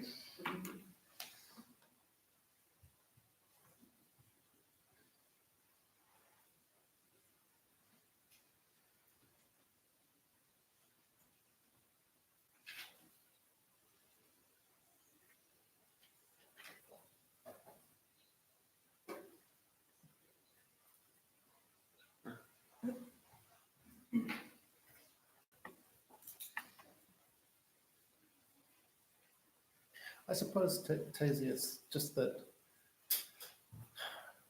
because the engine of the capitalist machine has to be geared to more and more profit. The weight of businesses that are producing for profit, disregarding environmental externalities and so on, to keep them within the natural limits that people have been talking about would require incredibly tough carbon pricing and that sort of thing, to such a degree that most of them would be simply put out of business, because the business model of capitalism requires cheap labor, extractivism that we were hearing about, and so on. It's built on that. It requires that to sell goods in the in the world market on a massive scale, as is what the capitalist model is built around, and to seriously rectify that through market mechanisms would require such powerful state action, such powerful mass movements that I don't think the outcome would be anything really capitalist at all. Does that answer your question? Or does it just raise more? Does it beg more, probably?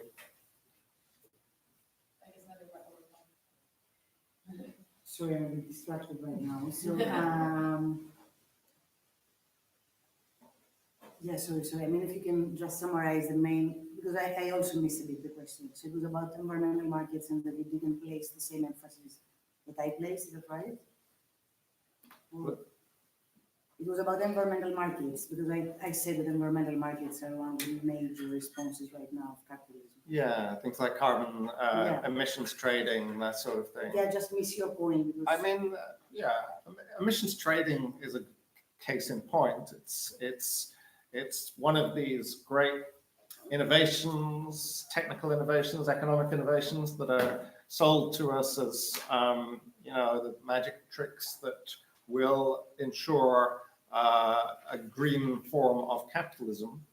But then you look at how they operate, and they can only, there's such lobbying pressure from businesses, and states themselves are unwilling to push through really meaningful caps. And therefore they end up being really very dilute, like the European Union emissions trading scheme is the classic case in point. The meaning, the people have talked about the carbon price that would be necessary to really seriously mitigate the greenhouse gas emissions. And it is stratospherically higher than the actual price that was set on in the EU carbon market. And if it was implemented, it would just crash the gears of the capitalist system, essentially, I think. If they were implemented, they would create issues. If they were implemented at the sort of carbon cap and carbon price that would seriously affect, would force very serious emissions reductions, then it would make the businesses simply unprofitable. Yeah. Well, so I mean, environmental markets are, there are many different aspects from which we can explore environmental markets. So I think they're perfectly compatible with capitalism. So, I mean, all the contradictions that these markets are, in a way, they're reflective of the contradictions that we have between, capitalism and any kind of conservation of non-human nature. So, I mean, let's take, for example, the case of biodiversity markets that I think this is an example I mentioned before. I mean, biodiversity markets, this kind of habitat banking or species banking or environmental offsetting, the main idea they have is that, as I said before, they're trying to find metrics to render equivalent different pieces of land, basically. Okay, so this is the main idea behind this kind of markets. And there are, of course, many metrics that we're trying to find. And then to find the correct metrics, what we're doing is that we are trying to represent environmental loss, the loss of nature in terms of a number of credits. And then you give a price to these credits so we can buy and sell credits in biodiversity markets. Okay, so I mean, we can definitely, yeah, we can definitely, this is really hard what I'm doing now. I should just take a prize in the end for that. So anyway, so yeah, what I'm trying to say is that this, I mean, if we start, there is one set of issues, but very briefly, one set of issues has to do with the contradictions of these metrics. They are reductionists, okay? They can never find ways to really represent species or biodiversity or habitats. Or in the case of climate change, they will never present the issues that are related, the impacts of climate change. So we have to do with very, very reductionist metrics. The very interesting point here is that there is major disagreement within, mainstream scientists around these metrics.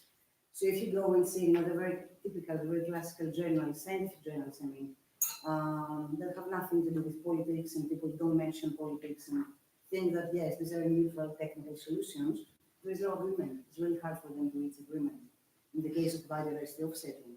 So you will find many different metrics proposed, and then in practice, most of these don't work, okay? And lately, we have many data from cases like Rio Tinto in Madagascar, which is one of the biggest projects right now around on biodiversity offsetting, saying that, what they're actually doing there has nothing to do with what they're claiming that they're doing there in terms of known net loss of biodiversity, etc. Or, other data showing that we need at least, I don't know, more than a century to say that we can ever have the same, replicate what has been lost. So one set of problems with these metrics are the reduction of these metrics. And even, I mean, from a very, from a technical point of view, scientific point of view, it's really, really hard to find a way to accommodate what they're trying to do. I mean, which is find simple, cheap metrics to make this work.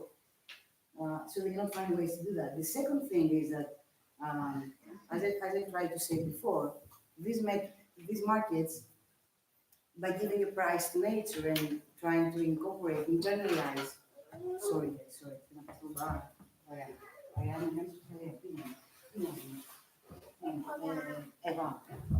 Sorry. Sorry.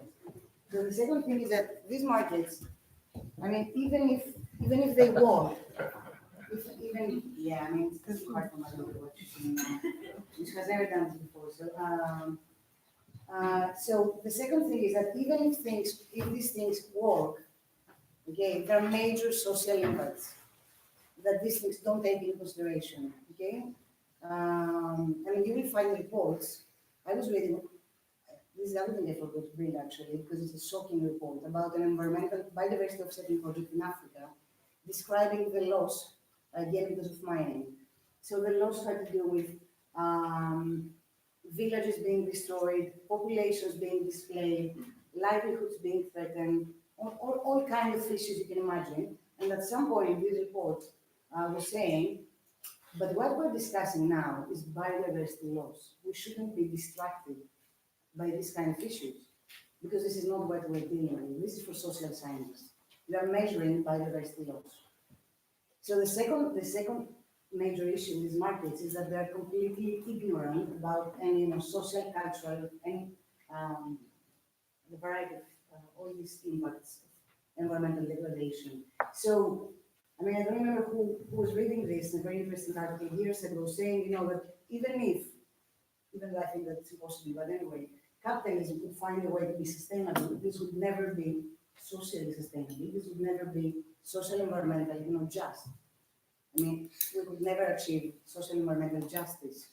So it would be, I don't know what kind of dystopian planet, even if, we could manage to achieve some of these targets. And the third thing I think has to do with economics, with political economy, that I really think, you know, this is based on neoliberalism, and neoliberalism has failed. So neoliberal economics have failed. David Harvey has written extensively on that, saying, you know, that primarily neoliberalism is a political project, and perhaps this is how we should understand this, as a political project, as a hegemonic project that wants to, you know, distribute power. And on that, they're very successful. I mean, if you see the graphs of what has been happening in the 70s, or even in this country since Thatcher, the way, you know, that income has been redistributed. Of course, they have been successful in those terms. Or, you know, if we think the power of labor, and again, take this country as an example, or the power of unions before neoliberalism. But in terms of the economics, I mean, it's a very problematic system. The environmental market so far do not seem to work. Okay? You know, stopping here is really, it's a huge. I mean, you can have, you know, talk only on that, actually. Okay. Next one. It's just a comment, it's not a question, but we could continue. It's just my view on the recent developments of the Labour Party's conference and the Green New Deal. Well, of course, the Green New Deal as a proposal coming from the Labour Party is not a new thing. I mean, it's been for many years. I don't know when. But I don't really buy it. I mean, first of all, we should not isolate the conference of the Labour Party from the general, I don't know, situation in the UK. I mean, everybody's expecting the general election to come, and the Labour Party has been waiting half during voting number 10 for 3 years, and all right, everybody is around the Labour Party is expecting an immediate solution by the Labour government. So I think that many decisions that were voted in the Labour Party's conference were just motivated by, I don't know, maybe a rush to have some radical positions that will attract voters so that we are elected as a government. So, for example, in the Green New Deal, my view is like that. So, they may say, for example, that we support banning fracking in the UK. No, all right, it's a very radical position on its own. But if you try to set many local councils where and they are directed by majorities from Labour councillors, and you can see many articles saying that they have invested hundreds of millions of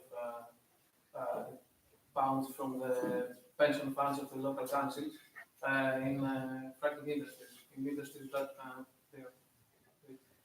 the business is actually fracking. So this has been described for one or 2 years ago, and no, that's a lot of money. I mean, I don't know. It's an issue around the Labour Party that's very serious, and I cannot believe. I cannot buy the argument that they would support banning fracking just in a day by doing such things in the local councils. Now, another thing is that they said that, of course, a basic issue that everybody in this room would argue to do so is to renationalize the energy industries. Now, that's one thing. But another thing should be that, you know, we can find many examples of energy industries that are nationalized, but still things are not going well. So, you could take, for example, the Greek energy industry. It's rubbish. You know, there are many things that this decision around the Green Deal from the Labour Party's conference does not really convince me. And I think that trying to support such proposals and the growth of capitalism it's really dangerous, in my opinion. I mean, I think that the movement here hasn't really discussed seriously around the Green Deal and what is it that under which terms could it be achieved from a Labour government. So, for example, it has been mentioned here that the US Army is, I mean, the environmental impact of every time that the US Army is doing is really hard. So if you take again the UK Army, you could see that you know the what the Labour Party is trying to say around the world, I mean, isn't really convincing. So some weeks ago we had the arms fair, and the largest arm industries were in London, and still the official position of the Labour Party was not against it. So we're talking about all the companies that are trying to sell guns and bombs and tanks and everything, in arms equipment to countries like the United Arab Emirates, and there were official delegates from such countries. And probably most of the wars going on have to do with either oil or gas or whatever minerals. And still, the position of the Labour Party around the war conflicts, around the arms fair here in the UK is not so clear. And I think that these two things are not really unrelated. We should talk about them because environment is always affected by it, of course. So I think that we should be more careful when we discuss around the community. My opinion is against. Can I respond? Yeah, Gareth wants to respond. But can I ask the chair to shut me up if I speak for too long, because I know time is moving on. And I think that towards social democracy, if you're a revolutionary, or in general, perhaps on the left, the widespread tendency is to be too gullible towards social democracy, because we're encouraged to think that political parties develop programs which then, when they get elected into office, they're able to use the levers of governmental power to enact those programs. And what that forgets is that governments are hemmed in by structures of class power, which will be mobilized to prevent them, if they're left social democratic, from implementing their programs. So if one is too gullible towards social democracy, one will be heading for a disappointment, because you do not have that class analysis of how capitalist states will restrict social democratic programs. But there's another danger, I think, which is to be too cynical, and that can lead to a demobilizing logic, a demobilizing argument, and what we desperately need at the moment is mobilization of social movements. And I think we need to see the Corbyn project as in part a social movement within the body of the Labour Party.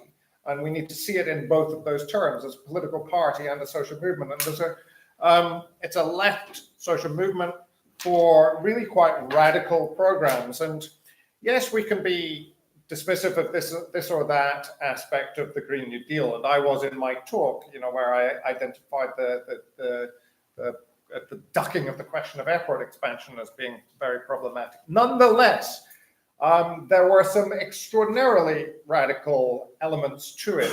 For example, on climate refugees and the 2030 target, and so on, which are a product of that upwelling of resistance that brought Corbyn to the leadership of the Labour Party, and which are expressive and relating to, tapping into a wider mood. That, as I mentioned earlier, it was because of the social movements around the school kids strikes and XR that this level of awareness of the issue hit the Labour Party branches, the CLPs, and got channeled ultimately even onto the conference floor. So I think where we're at with the Green New Deal is that if it's a terrain of conflict, with some of the more left-wing Jacobin authors at the far left and people at the far right, like Thomas Friedman and Joe Biden and so on, who support it.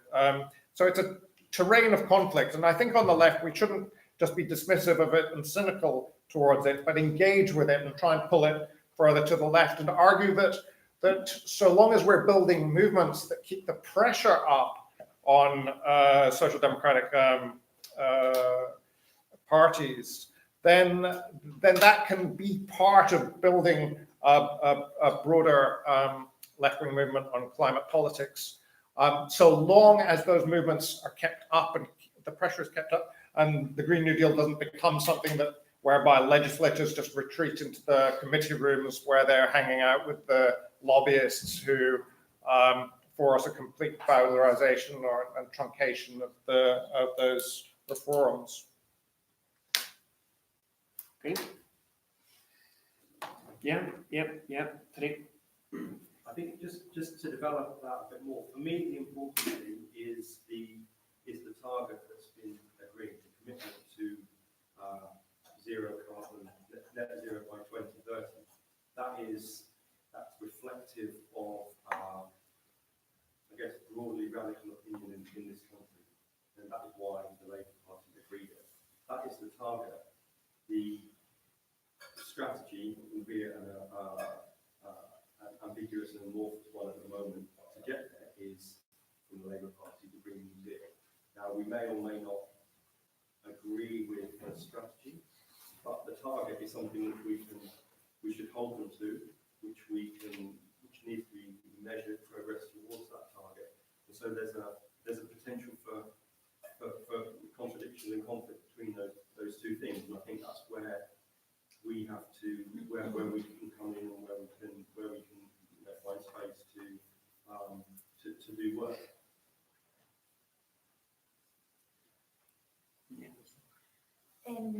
So Elia talked about the need to move beyond the neighbors, from the fabrics to the neighbors and beyond that. And Gareth, you talk about how important it is to mobilize like the social movements. And we've seen a lot of movements like called Blockadia by Naomi Klein, like a resistance, like the case of the mining in Greece, or like the horizontal structure of like Extinction Rebellion. But my question is, how do we make sure that these movements are nurtured now? And because there will be like quite a lot of I can see a lot of capital flowing into these movements at the moment. For example, the National Lottery Community Fund, one of the biggest funders of like a social change in the UK, which is private and not governmental, is going to put £100 million in climate action, in a climate action fund. So a lot of funding will go into the community to fight against climate change. How? How? And how these communities can be, how to say, empowered to have like a voice that is more political and not only the classical kind of solution of the individual personal behavioral change. So it's a question about what are the anti-capitalist alternatives that you're thinking of to address this situation now. What is the biggest thing that you think is coming to nurture this movement that is coming from the bottom up?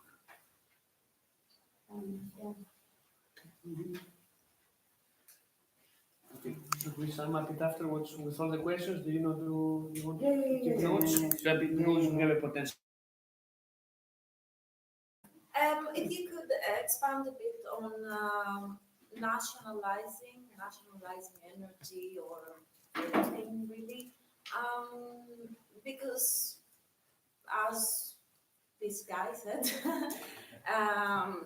doesn't work always, but not necessarily in Greece. But what I had in mind was Mexico, actually, with the new government and the Zapatistas. So the new left-wing government in Mexico is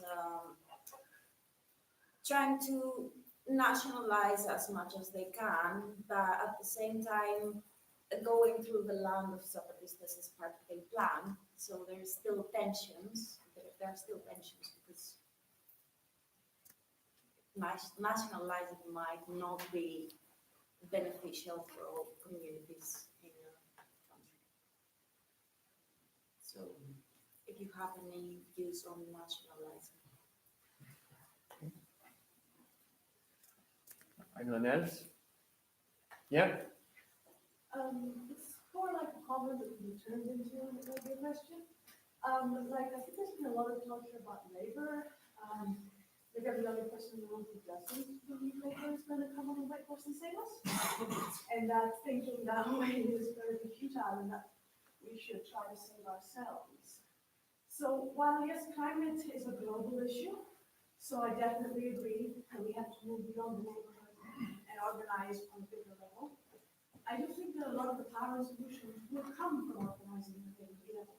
So for example, in the case of energy, there have been examples, and I'm not good at remembering them, but I've read about them, where, for example, energy has become from a national level, like to a local level. So people in the local level have made decisions about their energy and how they want to structure and how they want to work. And when you leave the decisions to the actual people at a local level, the decisions they make usually are more green and more sustainable. So it's more like that. My question would be more like, what scale are you thinking that the solution should come on? Of a state saving us, or maybe more local actions? Okay.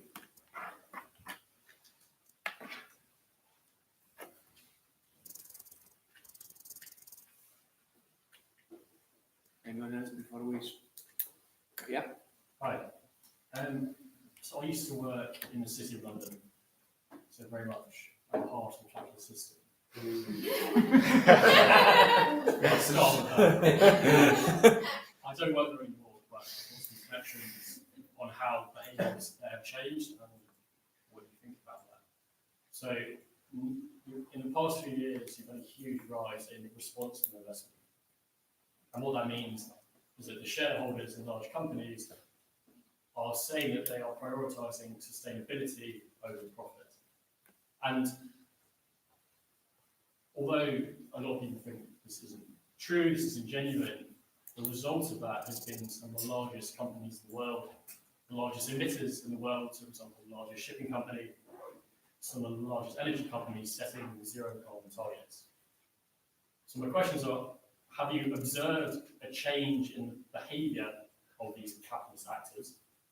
Do you think it's a genuine change in behaviour or just greenwashing? And do you think if it is genuine, it can help capitalism solve this problem? Or is it not enough to change sort of the fundamental behaviours of capitalism that are contributing to climate change? Okay.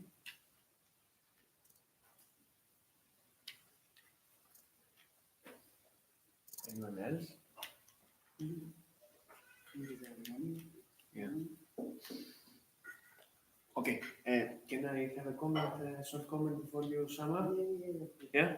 Okay.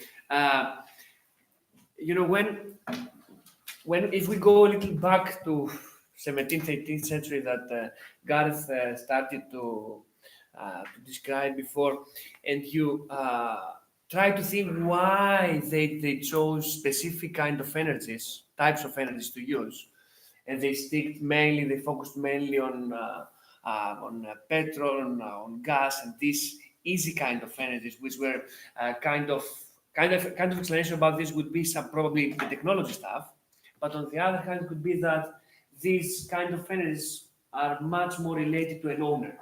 So these kind of energies have a certain owner, much more visible, let's say, much more obvious than a wind owner or solar owner, and these new kind of energies. And I think that if we travel towards the current period, we can see that capitalism has found certain solutions because it's probably the system is quite clever in order to absorb any kind of even ecological concerns that have been raised throughout the globe. One of these is like converting actually ecology to profits with all these new types of energy that are actually sources of new sources of profitability. And another one that has not been mentioned, but it's very, very, let's say, important in this period is the system pay as you pollute, like pay as you go. So if you pollute, you can if you pay as far as you pay, you can pollute, you can make as many damage as you want in the environment. This is the ecological debt agreed to the UN, I think, conferences about the environment.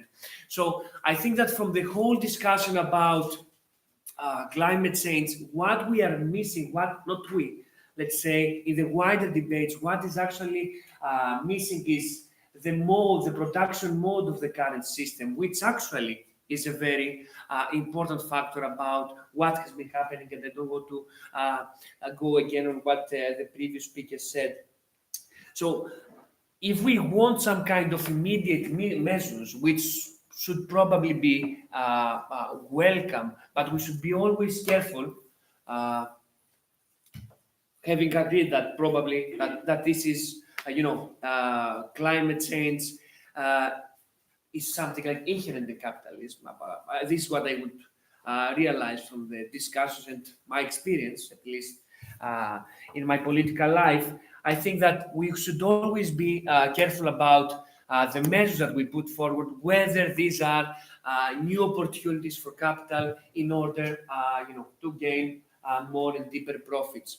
And one of the things that have been missing from the recent struggle in the UK in the 6 months I'm following and participating in Bristol as much as I can, is that the whole struggle is missing a real political target. So I have seen many thousands of people mobilizing every day, chaining themselves in Waterloo Bridge or in the cement factory the other day in July in London. But if you don't have a political target, we have seen from the experience of the social movements that the end of the movement is not always effective or as efficient as the participants would like. So I think that a crucial message is that we need to convert this climate crisis to a political crisis of the current period. And about the thing of individual actions, this boycott, veganism, which are very, very, popular in the UK at the moment. And they are very welcome, as Ellen for sure said, and remember the others. I think they are very welcome, but they are not sufficient, as was said before. I think they hide 3 specific dangers. So I would be much more happy if these actions had a collective way of mobilizing the people. So let's go to boycott this company. Let's go to to all together like a community to make something like this. But when they are actually decided and experienced by the person alone, they become individual actions which are not very efficient on their own, especially if they are not related to other stuff. Second, they hide the danger of the feeling to the individual that he or she has made already what is needed, and this is very allow me the expression. It is very similar to philanthropy. Yes, I make a nice action that feel nice, so this restricts the person of doing something beyond it. And third, they are not actually connecting consumption with production and distribution of profits. And this is very related to the wider discussion about who is paying for the climate, the consequences of the climate change. And this is a very class issue. Let's say considering the consumption tax of gas that was implemented in France and actually gave rise to the Yellow Vests movement. This is also actually considered when you think that 15% of the British people are responsible for 70% of the flights, something like this. So it's very certain people that actually fly, but they fly a lot. Probably Gareth is one of them. This is why he said that it's very essential the airports, not the expansion. And you can see that all the African countries, eventually the geographical level, pay the most of the consequences of the climate change. To finalize, I think this is always a concern of me when it's going to issues which are someone could say, allow me the expression, excuse me, it's sectoral. So when you have let's say a sexist issues, do you need a feminist movement or you need a wider movement which also embraces and has, a feminist perspective and demands? When you have environmental issues, do you need an environmental movement per se, or with a local community, all this that is actually developing now, or a labor movement which will actually embrace and have these demands alongside with other demands which connect distribution with production consumption? And when I went to the Bristol demonstration the last day, and just to express my my conclusion about this confusion that is happening in the British politics with all this Brexit issue, in the forefront of the march there was a European Union flag, of the climate strike, and I was wondering, how should you have a European Union flag in the forefront of this march when you know that the European Union is one of the first regulators of these pay as you pollute laws and regulations, when they are orchestrating actually all these environmental agreements that eventually the countries don't pay, etc.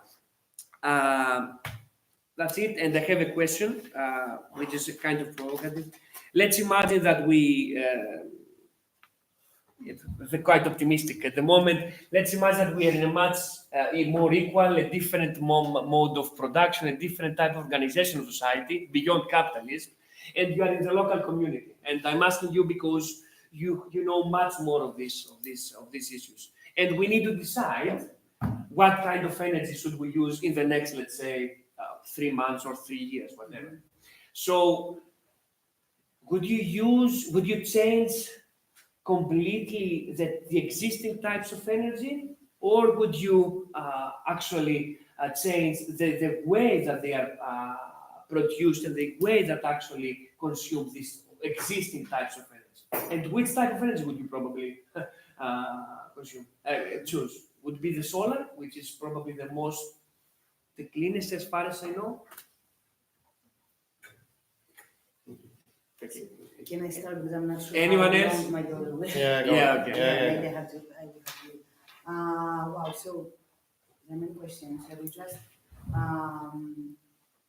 just try to address the issues that I think perhaps are more relevant to what I know better, and then maybe some things for the other speakers that I think are perhaps more well placed to address them. So I will start from this question around movements, the anti-capitalistic perspective, how we can, and combine this a bit with the other question around whether state will save us or more, local actions at the grassroots level, etc.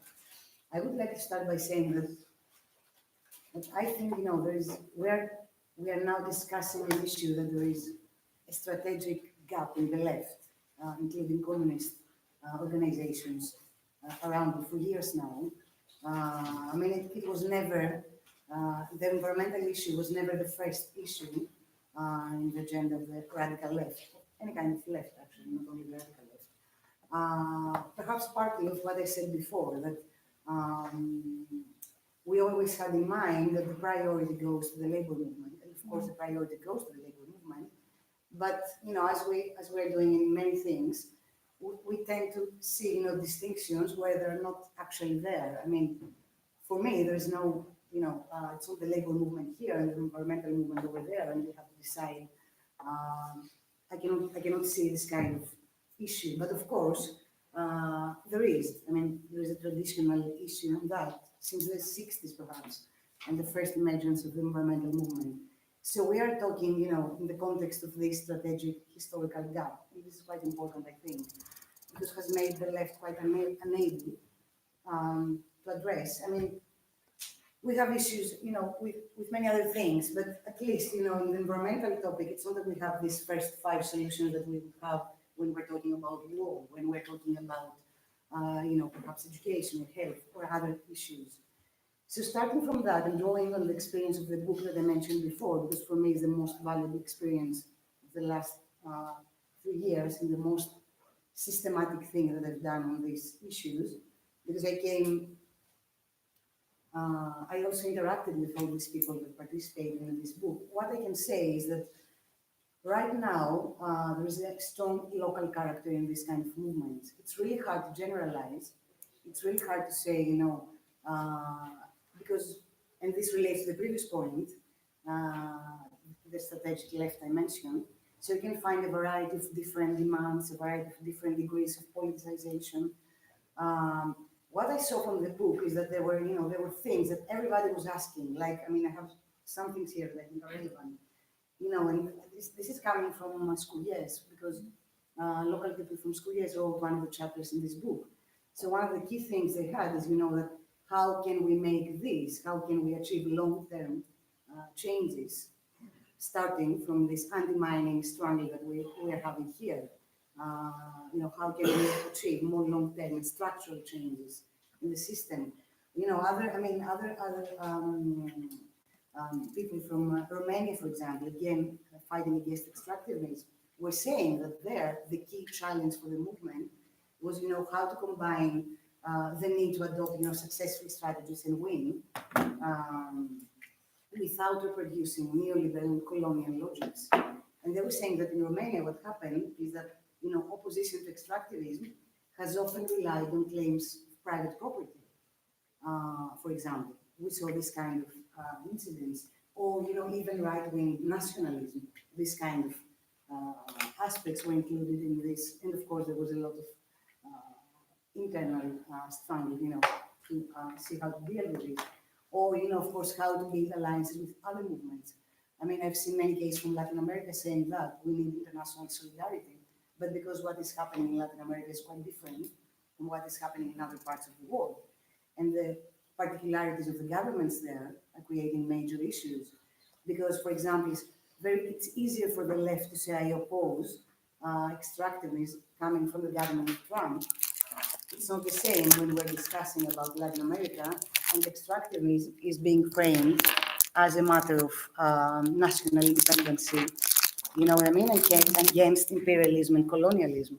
So you have these dynamics, and much more from what I mentioned now. What I can say for sure is that, there are several issues that are extremely important, and you have definitely elements of anti-capitalistic struggle within these movements. I see a lot of potential in what we can term, grassroots innovation. It's extremely interesting to see that the most successful of these movements, they also started describing and proposing solutions to all these issues. So we have amazing examples of, coming from places like Mozambique, really challenging socio-political context, from people that they were doing edible landscaping in their yards to fight the food crisis. Examples from the US, from local communities that they were building their own irrigation systems against, governmental plans, or several cases. There are so many actually, and so interesting, of, low impact living, even from the UK. We also have had examples from the UK. So I see a lot of potential there. And we can definitely learn, and I'm sure that in the future, this will be a space where we will be looking for answers. But if I'm trying to frame, a more general political issue, I would say, Nikos said a bit about it. So there are some core political questions. Who drives the production of nature? Who loses? Who wins? How cost and benefits are distributed? So if you don't put these kind of questions at the core of any environmental struggle, you are missing the point. And we have these questions, these questions are starting to being addressed, or start to talk, about a radical alternative social production of nature that will serve social needs, the needs of the majority of the population. So you need this kind of questions, and you need this kind of demands. And also other issues, more core issues. We don't want to talk about value, exchange value, use value, value. We want to talk about social wealth. So social wealth is a language of the future. We can find a lot from even from the first, from the first writings of Marx and Lenin on those issues, or and the other thing directly connected to that, we have to explicitly connect environmental struggles with the struggles of the labor movement. And there we can see that most of these fights are fights over value and they're fights over rent. And we will see that the issue of labor is at the core of environmental struggles because it has to do with all these industries that we're mentioning that they're based on the economic exploitation of labor. So you see, at the core of these issues, you see this connection. So the last thing I wanted to say for the discussion before, and I'm stopping, is that I don't find it easy to just address technical issues. And Nikos asked something in the end. Like, even though what you were saying is extremely interesting, and I'm not so relevant because I don't know a lot about metals or all these so interesting things, but I think there's a wider discussion over, what kind of growth, what kind of production, for whom, whose interest is serving. I mentioned before HS2, adding this with Heathrow expansion. There is no local community, because I'm doing research on that in the UK, supporting these things. So for whom are these things happening? I mean, because sometimes, you have this thing that, wow, we have this contradiction. We need more growth and we need sustainability. Do we have this contradiction really? I mean, in the UK, do we have it? Do we have it in Greece? Is it a real question? Is it a question of people? I mean, you know what I mean. So you need a discussion that will start questioning all of that from the beginning. Why every project is being designed, by whom, for whom, etc. Yeah. Thank you. Alakaras. Me? Yeah. Okay. Maria. Four points. Tell me to shut up if I speak for too long. First one, someone talked about XR being a horizontal movement. I think they sort of are, and they're very vertical as well. Here's a great example. I went to a socialist XR meeting, and they said, well, actually, the centre have told us we're not allowed to exist. So it's very, very vertical and authoritarian. But we're going to meet anyway. So it's kind of horizontal as well. The comrade from the City of London, who is no longer with us, asked a very interesting question, I thought. And so because it might interest other people, I wanted to respond to it just in case, which is that, of course, there's an innate tendency within capitalism to use more and more resources in the aggregate. But for each individual capital, there's pressure to economize on resources because it's cheaper. So for the bottom line argument, try and raise productivity, more output for less input. So it's quite easy for capitals to say, look, we're doing stuff for the environment just by being normal capitalist businesses because we're trying to economize. That's part of the capitalist thing. But beyond that, I think an awful lot of it is greenwash. About a month ago, I spoke at it was a weird convention of sustainable capitalists in Shoreditch, startup companies, entrepreneurs. It was called Eco-Entrepreneur Workshop over in Shoreditch. And one of the speakers there genuinely had a set up business that was very sustainable in lots of ways. And I asked a question from the floor, where do you get your money from? Well, it's Norwegian investors. And I said, well, where do they get their money from? Well, the Norwegian State Investment Fund, which is an oil-based massive investment fund. So it's kind of, green conscience stuff, so on the margins, there are these green developments. But by and large, it's mostly greenwash. Here's a great example. I went to Gatwick Airport recently, and there are signs everywhere saying Gatwick is a carbon neutral airport. Why? Gatwick sources its energy 100% renewably, and it buys something called gold standard carbon credits as offsets, so it plants trees somewhere or whatever. I mean, this is just ludicrous. These net zero claims by some businesses are basically because they're circumscribing the definition of their business so narrowly. I mean, Gatwick is the classic case here. That they can call themselves net zero, and it means absolutely fucking nothing. Third point. Solutions from on the neighborhood level. Yes, obviously, I think we should promote them wherever possible. There are severe limitations because, at the neighborhood level, you can't shut down Heathrow. That's going to take mass mobilization and state action. And Heathrow produces far more carbon emissions than any amount of transition towning is going to be able to reduce. However, that said, I think the crisis is so severe that we have to look at all levels, all scales, all forms of actions. We have to push the Labour Party if you're involved in that. Yes, at the neighbourhood level, push for different energy solutions and so on. Above all, build social movements, and within the social movement landscape, it's going to be crucial that we get workers' movements involved that aren't purely defensive and reliant on the union bureaucrats who tend to be quite conservative on these things, but because it's when people are scared of their jobs that conservatism in the working classes on climate issues can thrive. And so we have to build a really powerful movement that can offer solutions on even those very material questions that people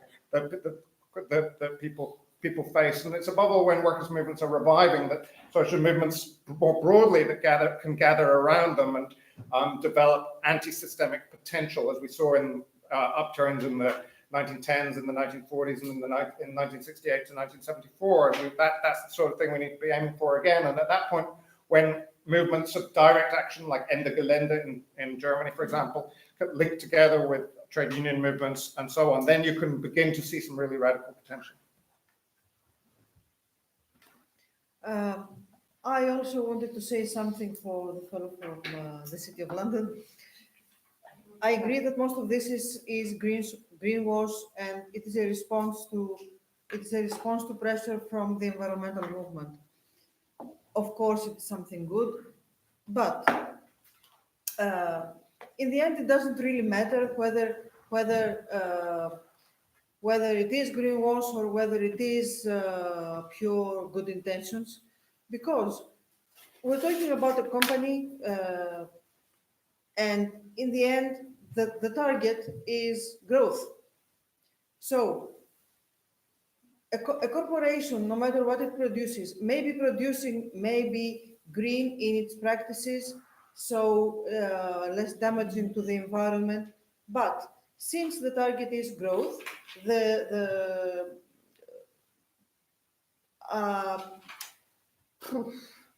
language problems. Sorry. Translate because No. it was ella.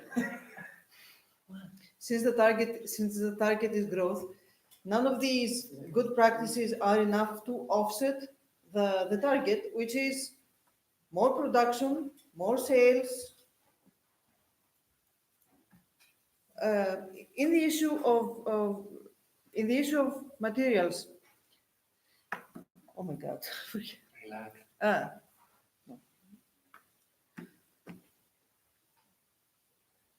I keep thinking about the language and I forget what I want to say.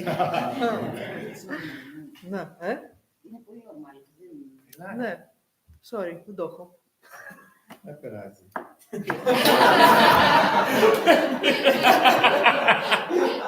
He said never mind anyway. In the issue of materials, we're being told by those who believe in green development or green growth, we're being told that we have to move from a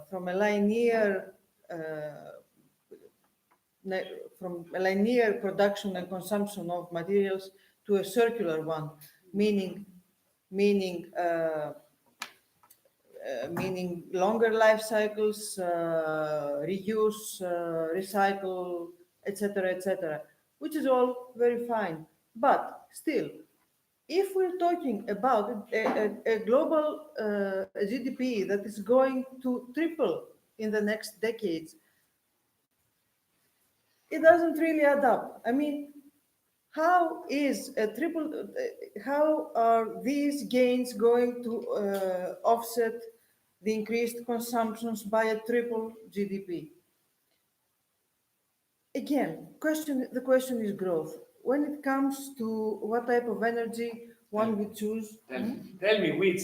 I have no idea. Please, someone. I have no fucking idea. No, sorry. Because really, there is no type of energy that is clean, at least not on a large scale, not on an industrial scale. Geothermal. Wave. Geothermal, yeah. Geothermal. Tidal wave. Geothermal, yeah. Waves.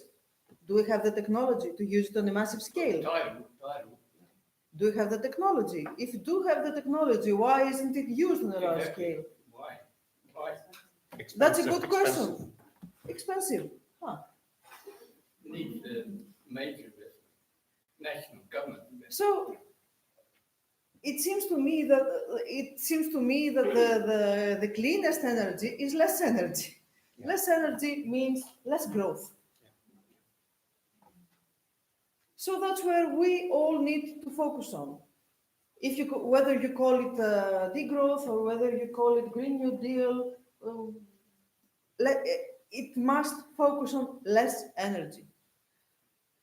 And from my experience in Greece, I see that there are some tensions building between people who rightly oppose hydrocarbon development and people who oppose wind development for also very serious reasons. I mean, we have mountaintops, pristine mountaintops being ravaged by business projects that want to put wind turbines on every mountain in Greece. And these are legitimate concerns. Πολύ ωραία. No, they're not. They're not. If you know what kind of mountains we're talking about. No, really. We have small islands in Greece. Small islands have a specific carrying capacity. Small islands cannot be full of wind turbines, no matter how windy they are. I mean, there must be some restrictions, and there must be. In Greece's case, this should be set in land use frameworks. There should be some strategic plan over where to put wind farms. In Greece, there isn't. So every businessman puts them wherever he wants. Chaos. The nationalization thing? The nationalization thing, Yeah, we'll finish, but in the pints, I don't know. in the pub, maybe we can Yeah, solve it in the pub. In Yeah, the pub. okay. I think Elia, Yeah, partly answered because she talked about management by communities. I'm not sure if it's possible in all cases, but Yeah, because you have big cities yeah. and you have industry. Okay, How are you thank you going to very solve much. this? I'm sorry. On Monday,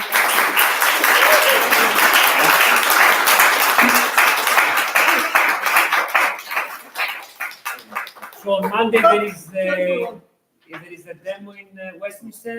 Do you know because I'm not from London, about the climate strike? Do you know what is the time? Yeah. 11? The international rebellion. Yeah. On Monday. Yeah, let's start again. So last Sunday. 3 weeks. Yeah. Do we know any? Anyway, It's all the week. it's all the week. We don't know any specific. And there are different locations. Okay. Another one is the mall galleries. Yeah. The mall gallery. Yeah. Cambridge Bridge, Westminster Bridge. Monday? But different locations. Is it Monday? Westminster Monday. Bridge. It's on Monday. Well, 10 o'clock. Okay. I'm driving, I have to drive around and Okay, so you know and you can participate in these actions. Thank you very much.